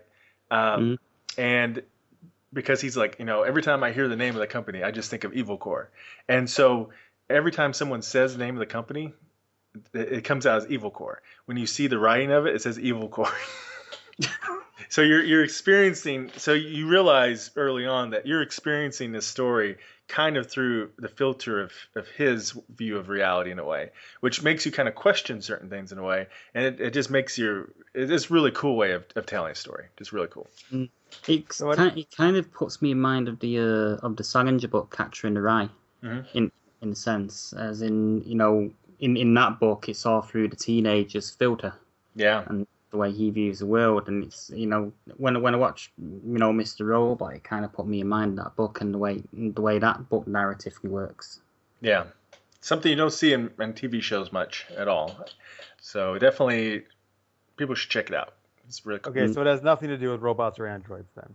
No, it's about it's computer hacker. It's about hacktivist. Yeah. Computer hacktivist. Okay.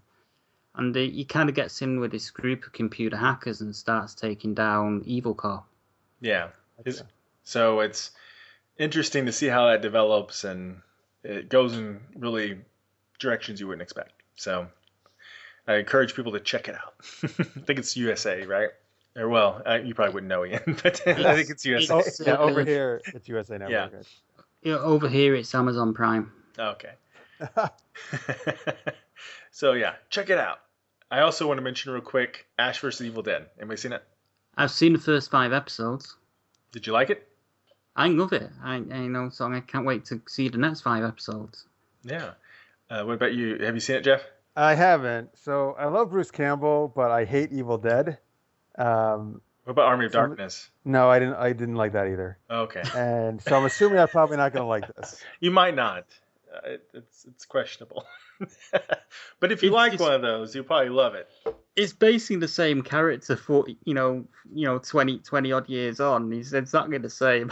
he's not matured at all. No, and they make jokes about that too. Yeah, obviously not in quite the same physical prime shape. It's a funny show, and it's got some really it's actually got some really creepy monsters scenes too. I have to say, even though it's funny, there's some demon type stuff that you're like, whoa, that's pretty creepy what they're doing there.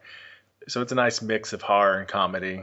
It's pretty cool. I like it. And surprisingly, Julie liked it too. I didn't think she would, and she actually digs it.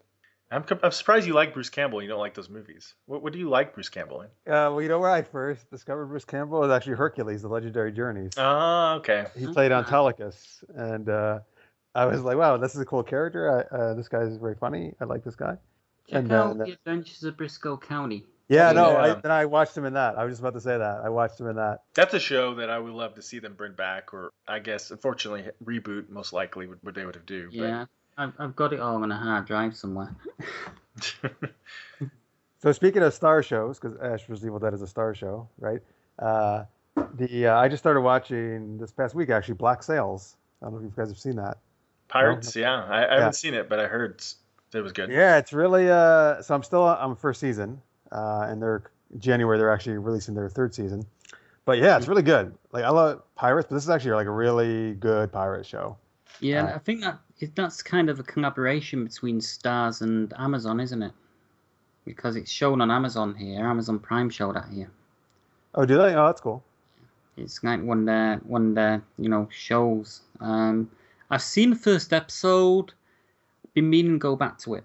And yeah, keep watching. It's cool. There is it's beautifully shot, and the acting's really good. It's interesting. It's actually a blend of fictional characters from Treasure Island and real pirates from history. Oh, really?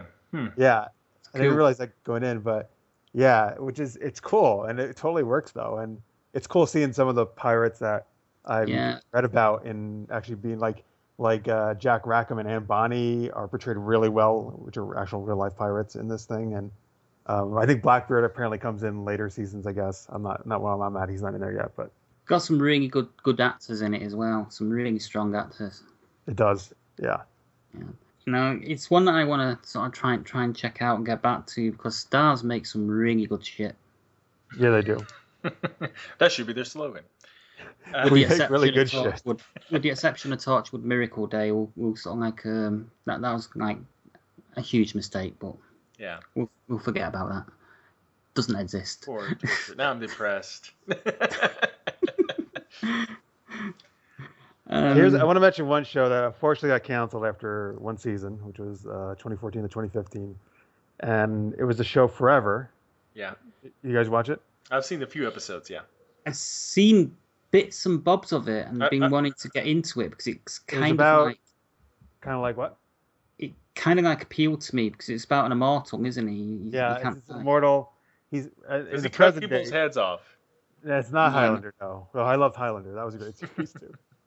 But in present day New York City, he plays a coroner, and but yes, he's been around for I don't know, a couple hundred years or something, and or almost 200 years, I think. And he's an immortal, and he teams up with this female police detective. But I don't know, just it was so well done. The acting was great.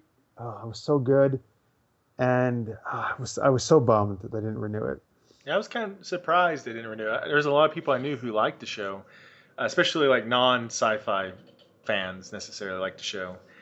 I think it just didn't have enough fantasy or sci-fi for the fantasy sci-fi people, and then it had, because of the fantasy sci-fi, maybe it was a little too much for people who wanted mystery, Yeah. A police mystery. No, they just needed to make room in the schedules for another CSI show. Right. Well, yeah, that probably was the case actually. I will say CSI Forever. What if an immortal joins the team of CSI? I will say, if you watch it though, folks, the first season does end in a way where it's satisfactory enough that it gets wrapped up. Oh, that's it very easily could have kept going. Of course, it's set up to keep going, but it is, I think, good enough. I think maybe they expected it might happen, so maybe they even did it in a way that would be okay to the fans. They didn't get renewed. Did they ever explain? You don't say what it is, of course it did, but did he ever find out why or how he became immortal? Because if I remember correctly, he didn't actually truly know what caused him to become mortal. It's kind of a mystery. Sorta, kinda. Okay. I don't know. I'm trying to remember. I don't know if it was fully explained, but we got some new information about it. Okay. Ooh. I mean, again, obviously they weren't trying to do everything, of course, in one season off. So yeah. Some of that. Well, that'll teach them. Yeah, I know. What stupid idiots! They wanted to go more than one season. I'll mention one more show that I liked this year. It was Wayward Pines. Did you guys watch it? No, it's good though. I liked it. I thought it was a good like a little mystery, bizarre thing. If you don't know what the storyline is, it's this guy who's I believe a Secret Service agent, if I'm not mistaken, and he is trying to find two other Secret Service agents who disappeared. One of them is an ex-lover who he had an affair with that caused some marriage troubles. But anyway, he's trying to find them, and he gets in a car wreck, and he wakes up, and he's in this small town, Wayward Pines, and he can't get anybody on the phone, and nobody's really helping him in the town, like try to leave or anything, and they all kind of want him to stay there, and there's weird stuff going on, and the people are acting strange, and it's a really cool, bizarre sci-fi mystery type thing. Nice. Ooh. Yeah. A show that I've been disappointed with this year so far, this season actually, Once Upon a Time. Really? Yeah, I just saw like it's gone a little bit too soapy for me. Oh, I really dug it this year. I was kind of disappointed with the resolution of the Dark One storyline. I've only seen one episode, so don't spoil it for me, please. So yeah. I liked how they I like the King Arthur thing though. That was cool that they brought in King Arthur, and it was a totally different take on it, which they commonly do. Obviously, different take on known characters. And I was unhappy with the way King Arthur was used as well. And I'm trying not to say too much though, because I don't want to ruin it for Marx. Yeah. that doesn't ruin it. Hopefully, I don't think anything. No. It doesn't really, because it's been widely spread around that King Arthur's in it, and people. Well, I think at the end of the first episode with the flashback, I guess it wasn't flashback yet, but they meet King Arthur's people at least. They were like trying to take him to Camelot, so I knew that. So yeah. Well, that's too bad to hear. That's what I need to watch.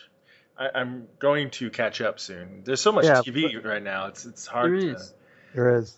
I mean, I'm kind of hoping the second half of the season's actually better than the first. Yeah, because they always I enjoyed the first half, but they always do it like in two half seasons is what they do really once upon a time, like two different story arcs more or less. Yeah, I mean, Cruella de Vil was going to be coming back, and people like that. So that she is. Yeah. What? Wow. Oh God! What? Yes. She died. I think they found a way to bring her back. Yeah, they find a way to bring everybody back. Yeah. I do like how we saw. Again, I don't think this will ruin anything, Mark. I'm just going to tell you though, in case you don't want to know, I'm going to say there's a character who comes back for one episode, and it's is it okay if I say? Oh, sure, go ahead. It's not a spoiler really, but Ruby, Red Riding Hood, comes back for an episode, which is nice. Well, that's a spoiler. She's there. Meganori, she's actually, I think she's back in it for the rest of the season. That's good. Well, no, but she left because she was the star of a show. Like Intelligence. Yeah, but that got canceled, so now she can come back Once Upon a Time, which is cool. I didn't know that's why she was disappearing. Yeah. I liked her character. I was sorry to not see her more. It's cool that she's I was glad to see her come back. Yeah, I thought that was a really cool take on Little Red Riding Hood, actually. I quite enjoyed that twist. It is. I mean, it's no Teen Wolf, but Crossover. Once upon a Teen Wolf. That's one reason I'm not watching Teen Wolf. It doesn't have Meganori. Oh, there you go. I can understand that. Let me mention two last shows real quick that I really liked. One new show this year is Limitless, which is based on the movie. And the movie I thought was okay, but the show I think is really awesome. I've only seen the first episode, but I really liked it. Yeah. Not seen the movie. No, you don't need to see the movie. You don't have to see the movie to understand what's going on with the show at all. So, but yeah, I think it's really cool, and it's a cool cast, and I dig it. And they do a little bit of some quirky stuff and some funny stuff here and there too. And the show, my favorite comedy of the last 3 seasons, the third season right now, is Brooklyn Nine-Nine. I don't know, I just love that show so much. You're the second person that's this weekend has told me about that show. So. Really? Oh yeah, dude, it's a great cast, it's really funny. Awesome. One more show I do want to mention as a best is for people to check out is The Man in the High Castle. Yeah. Oh yeah, it's an Amazon show, right? Yep. Yes. Yeah. Now, how does that, you have to have Prime to be able to watch that, or you have to buy it? Yes, that's true. Can I come to your house? Sure. Let's have a Man in the High Castle viewing. Yeah, Matt, sorry, I've got the same situation here. I've got Amazon, and my friend, Robert, who's a guitarist in my band, he's not seen it yet. So, yeah, I got a band now. It's not really a band. It's kind of like a loose coalition of a few musicians. It's for people who play instruments together in a song. Yeah, we just play together. No. As in play music. Not as an orgy, but as an... Right, it's not sensei. All right, but Man in the High Castle is good? Yes. Mm-hmm. Yes. It's a little depressing, but it's good. It's based on the Philip K. Dick, right? Story? Yep, that's correct. And what is it? It's like if the Nazis won the war, is that the deal? Yes. Pretty much. And it's in the 60s now? They fast forward a little bit, but it's not present day. It's in the past, but it's not actually like right after World War II. But Japan and the Nazis pretty much control all of America in like 2 parts. So. Yeah, and there's a bit in the middle. I think it's Arizona, isn't it? The where it's kind of like neutral zone. Yeah, it's kind of a no man's land kind of area with the mountain ranges and stuff. Yeah. And in it, because I've only seen the first 3 episodes so far, Japan and Germany are kind of involved in a Cold War with each other. Interesting. And Hitler is dying. Yes. So it's really good. And there's like a little resistance thing kind of going on. There's like a film that's going around, and there's a mystery about that film. And it's good to check out. It's a good thought-provoking drama, alternate history type story. You don't see alternate history stories very often on television, so if ever. That's cool. So expensive to make. They are kind of expensive, and they do a good job making it. It's very cinematic and well done. That's amazing how many movies and shows have been made out of Philip K. Dick books and stories. It's amazing. I know, right? Yeah. Yeah, that's all the best that I can think of off the top of my head. that stood out so far this year? Well, we kind of had my two worst. Did you say two? Yeah, I said Once Upon a Time the first half of this season, and I kind of had Arrow as one of my It was kind of worst. like disappointing, right? Yeah, it was kind of like disappointing, Arrow and stuff like that. I'm still watching it. I'm still kind of enjoying it, but the whole flashback thing and stuff like that, it's just beginning to give me a flipping headache. Well, I feel like Arrow has gotten a little bit better this season compared to last. Like, definitely last season was the worst. And I think what they're doing, they're having a little bit of identity crisis in a way, where they were like, we're going to be this kind of grimmer, martial artsy superhero or vigilante type show where he kills and no powers and stuff. And then when they did Flash and they saw how well it did and how everybody was like loving the powers, they needed to kind of alter things a little bit, and it kind of messed with the dynamics. Plus, they needed to lighten Green Arrow a little bit, and they both lightened him up so he wasn't killing people, and which is fine, but it was kind of convoluted ways they've done that. And then this having powers now and now magic and stuff is kind of messed with their plans a little bit. It's kind of made it a little bit messy. Plus the flashbacks is really bad. Yeah, I'm not digging the really. I was excited for Neil McDonough because I like him, but I'm not really digging the Damien Dark and the magic shit. I don't know. I'm not really I like that character. Like, he has some really amazing lines. I loved the scene where him and Lance were talking, and Lance is trying to figure out like what happened to Dig's brother, and he's like asking about him. He's like, yeah, he was a mercenary, he was some guy, and I killed him and stuff. And he's like, yeah, but why did you kill him? He goes, well, what the hell? Was this guy your best friend or something? What's going on here? Well, if you gotta know, this is why. All right. He delivers some really funny lines. I do love Malcolm Merlin though. That's great. I love that character. I do. Yeah, and it's cool that he's the new race. Environment where he pulls it off as well, because it's kind of like he came under fire quite a lot before he got that role as Malcolm Merlin, as not being particularly a great actor. Really? Because wasn't he? He was Harkness, right? Yeah, it was Captain Jack Harkness, but there's some people that kind of thought that was the only character he could ever play, because he played it so camp and stuff like that. And, it just goes to show that if an actor's given the material, can just about, create any character, Yeah, I think he does a great job.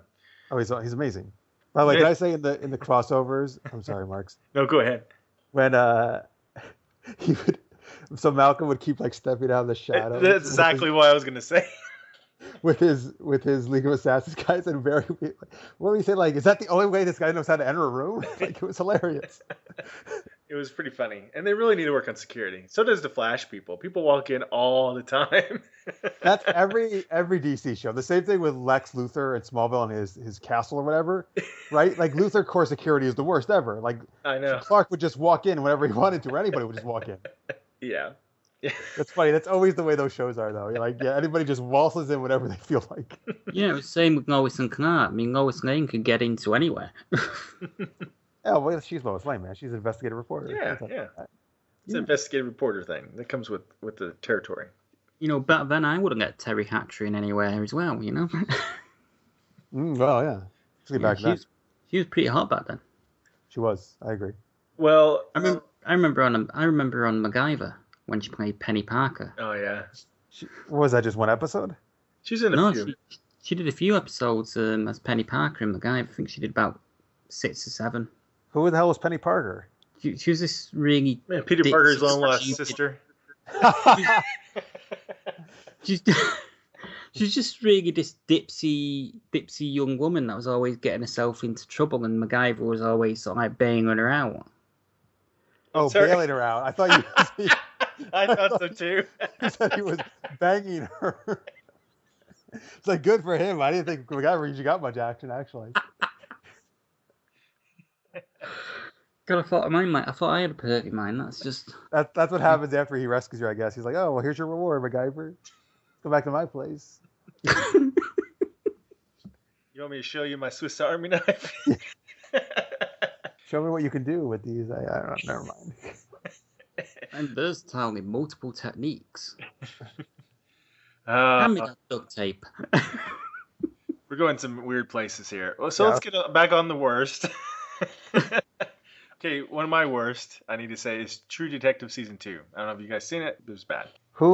Did they totally different cast? Is that right? Is that what they did in season 2? Yeah, totally different location, different cast, which is not a problem or anything, but it was just not. Who was the cast? It was famous people still, though, right? Or well-known people, or no? Yes, that's correct. No, you know my thing with names. Let me see here. I don't even know your guys' names half the time. No, Well, because it was Woody Harrelson and Vince Vaughn, Colin Farrell. Who else was in it? Because it was Harrelson and McConaughey the first season, right? Yep. So Vince Vaughn, who actually did a pretty good job for what he had. Colin Farrell, and who else was in the episode? Is it Rachel McAdams? So you like the first season, but not the second? Is that what you're saying? That's correct. Second season was bad. First season, either one of you seen True Detective at all? I've seen a couple episodes of the first season. So I thought first season was pretty good. I think there was a little bit of problem with how they wrapped it up, at least for the mystery element of the genre and stuff.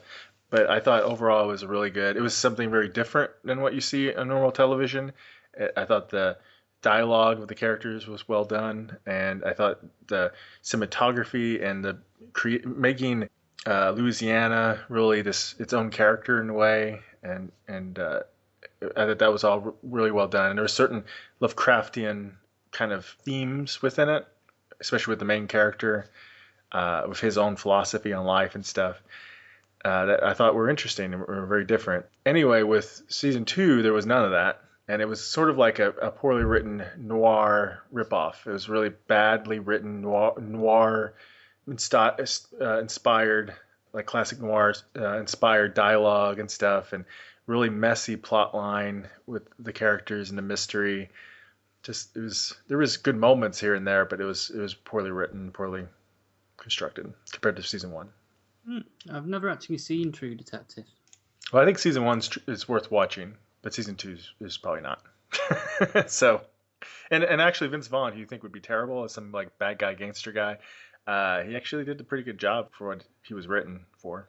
Yeah, I've actually seen Vince Vaughn do serious before, so. And he had to say some terrible lines. I mean, it's just like borderline cliche type dialogue, like what you think of like in a poorly written noir type thing where they're like in Grim Avengers. Yeah.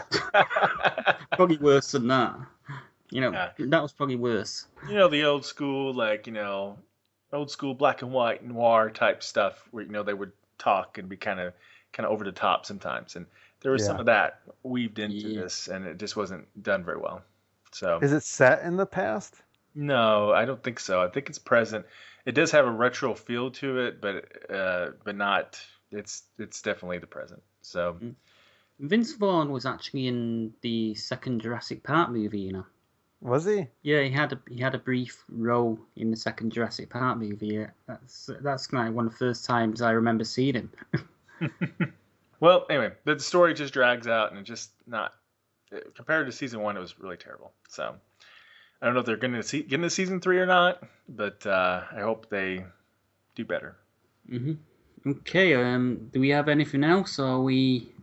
I only can think of one series that I guess I checked out new this season that I didn't like, which is called The Player, which Wesley Snipes is in it, which I'm glad to see Wesley Snipes return to something.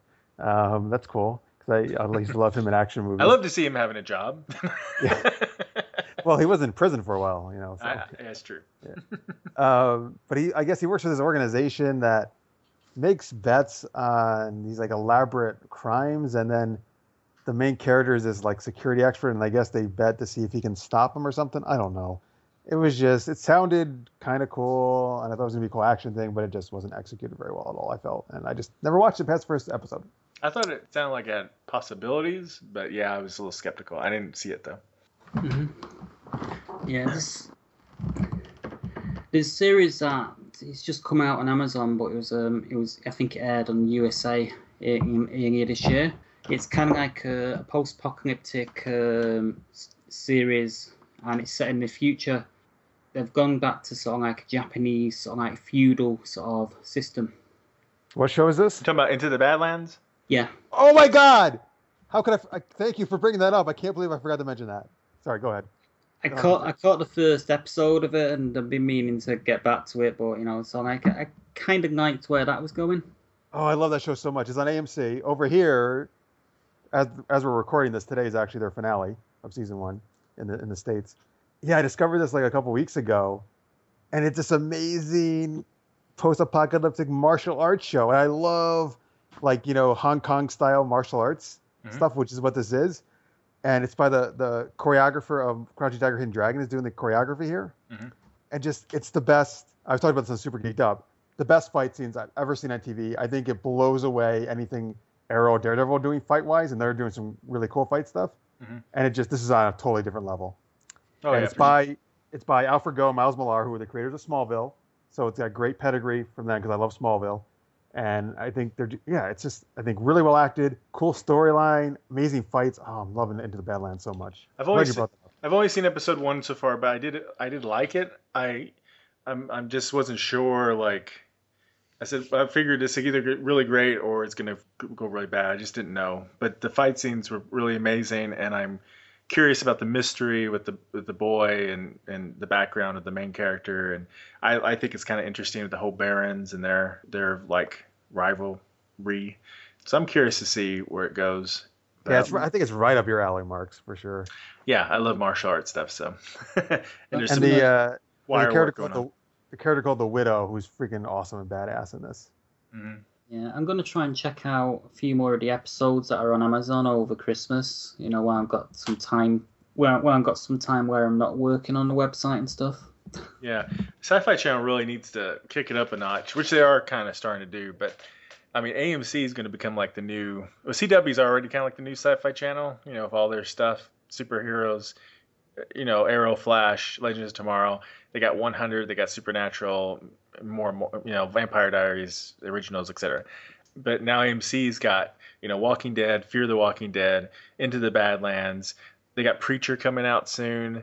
Oh, yeah, that's right. They bought the rights to George Romero's whatever Empire of the Dead, I think it's called. I might be getting that wrong, but another zombie thing, and they got other stuff in the works. So I mean, Sci-Fi Channel needs to kick it up a notch. Yeah, well, they've talked about this past year about how they wanted to get back to kind of their roots, and they've been trying. Like I think 12 Monkeys, I liked. I like 12 Monkeys, yeah. Yeah, I think they did a good job with that. I'm glad they renewed it. I wish it would get more positive critical attention than it has, because I think it's a really good show. Yeah, I mean, which I haven't got to watch yet, but they just debuted 2, The Expanse, right, and Children of something, which I'm forgetting the name of it. Yeah, Childhood Zan, I believe. Childhood Zan, thank you.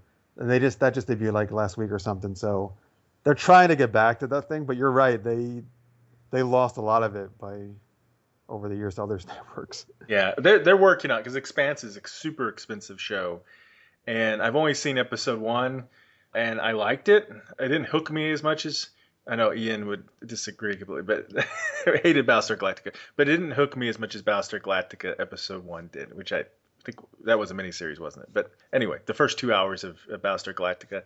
But I am curious. Brown paper bags here in case I suddenly have an impulse to start vomiting. Well, it's not a remake of a loved show of yours from the 70s, so you might like it. I only saw one scene of it, and it was these 2 characters having sex in zero gravity, and that pretty much like, all right, I'm gonna watch it. You know what? There's a scene like that in the first episode of Magicians too, apparently. So what's Magicians? Magicians is it's based off a book too. It's Sci-Fi Channel, and it's got Sarah Gamble as the showrunner for it. And it's a new show. I've never even heard of it. I've never heard of it. Yeah. Are you making this up? Maybe. No, I'm not. Is this out now? Is it out right now, or came out this past year? Or? Let me look it up real quick. Hold on a second. No, you can't look it up. You got to tell us now. But you're saying you got to guess. You're saying the magicians do they levitate and have sex in the midair. Is that what you're telling me? Yeah, it appears January 25th. So. It's not out yet. No. Wait, how do you know what happens then? Because I know everything. Was you like the stunt double for the set scene? Is that what it was? Now we know. Have you got an alternate career on the side that poor Junior doesn't know about? It's dangerous doing those stunts. So when you become an expert at something, everybody calls you for it. Right. But then when you show up, he's like, "Oh no, sorry, we actually want a professional at sex, not at stunts." It's on my resume, floating sex scenes expert in it. It's just proficient at wire work, including sex scenes. But yeah, that's coming out January 25th. But I don't know if it's going to be good or not. But it's based off a book series. It's sort of like college age. The main characters are college age, and I don't know. We'll see where. So are they magicians with like actual magic powers, or just like trick magicians? No, it's not like.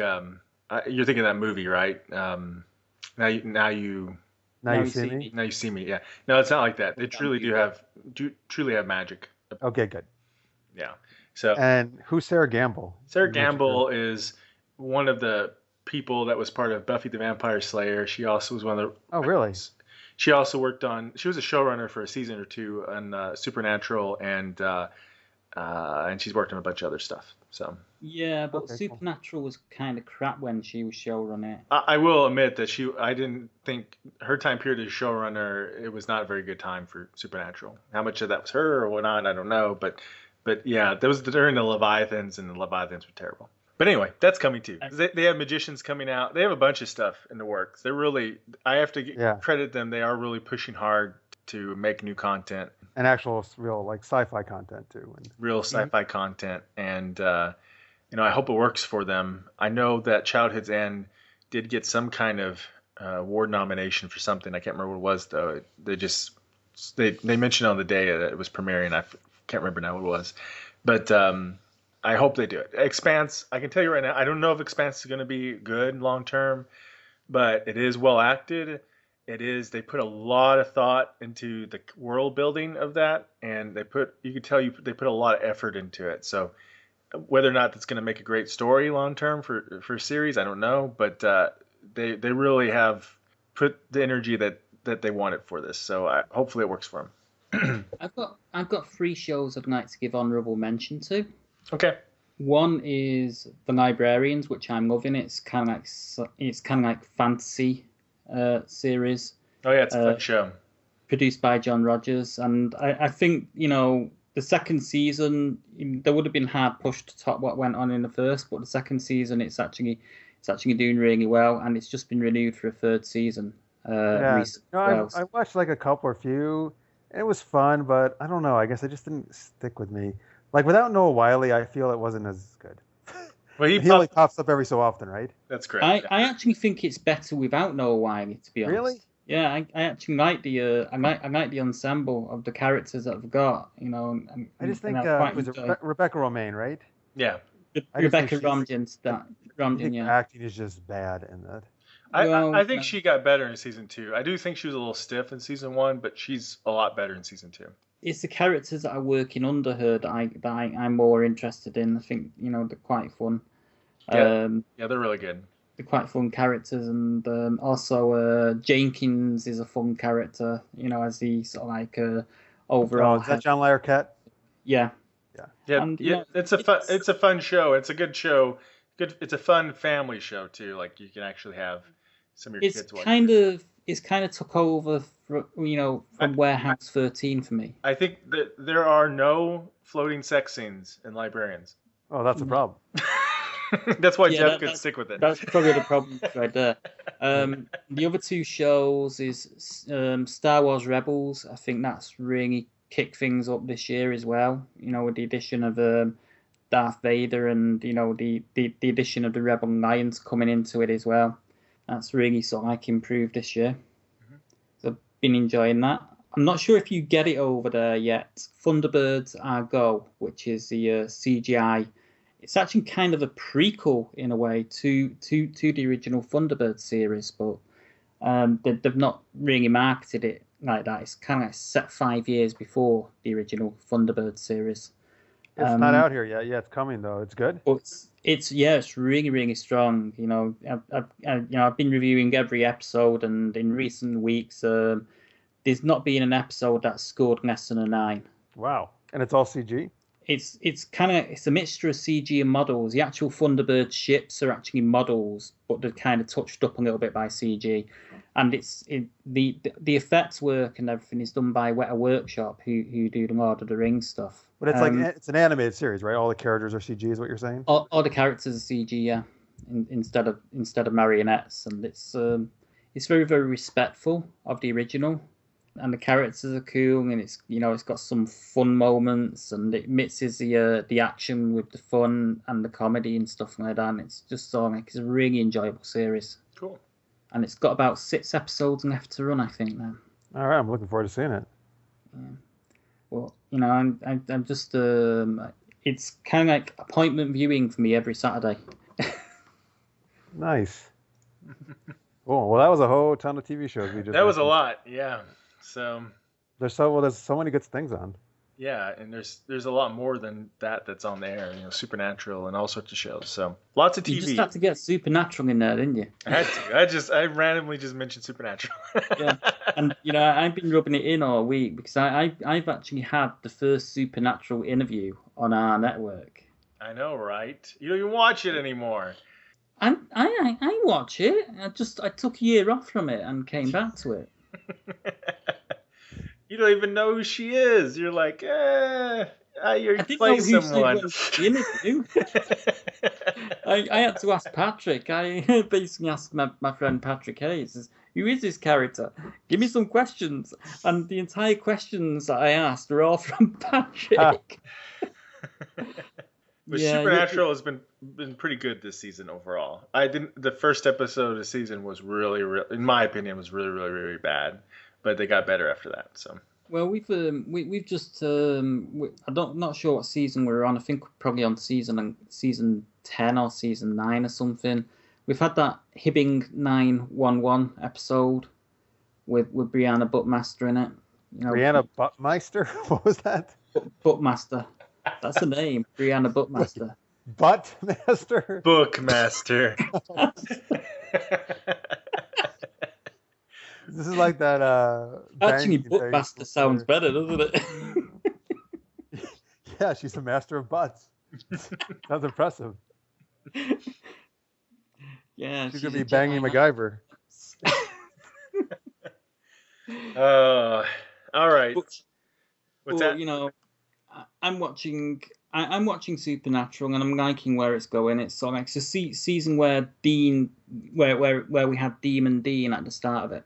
So it probably aired in the States last year. Yeah. Yes, Demon Dean. He's interesting. They did some fun stuff with that. This new season goes in some pretty cool directions. So started off like, I wasn't so sure, but it's gotten better and better. So there we mentioned Supernatural because I have to mention Supernatural every time we talk about TV. Okay, that's cool. Anything else you want to say before we wrap things up?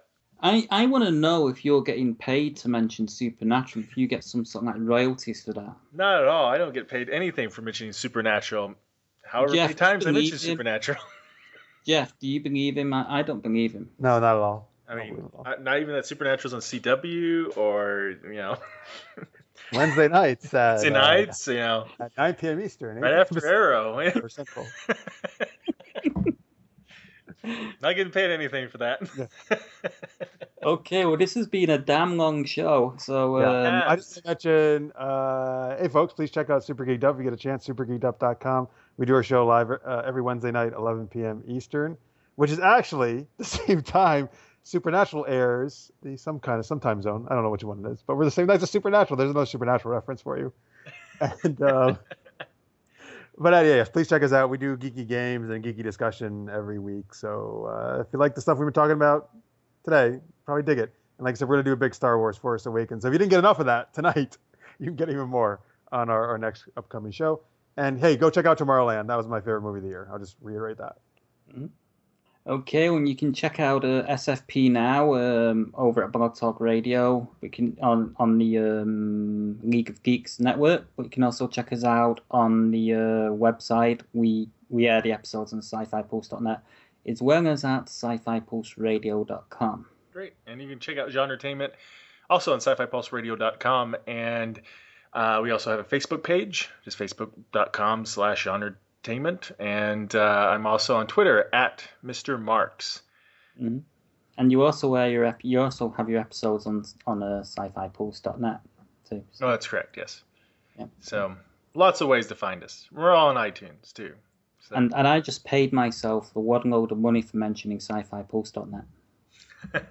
Good. Exactly. Supernatural. Shut up. What's wrong, Ian? Supernatural. All right. So it's been great having you guys listen to us ramble about our favorite and not so favorite TV and movies of 2015. So here's to a great 2016 coming up. Yep. A very supernatural 2016. Oh boy. Indeed. Which it's going to happen. All right. Well, goodbye, everybody. Bye-bye. Thanks for listening.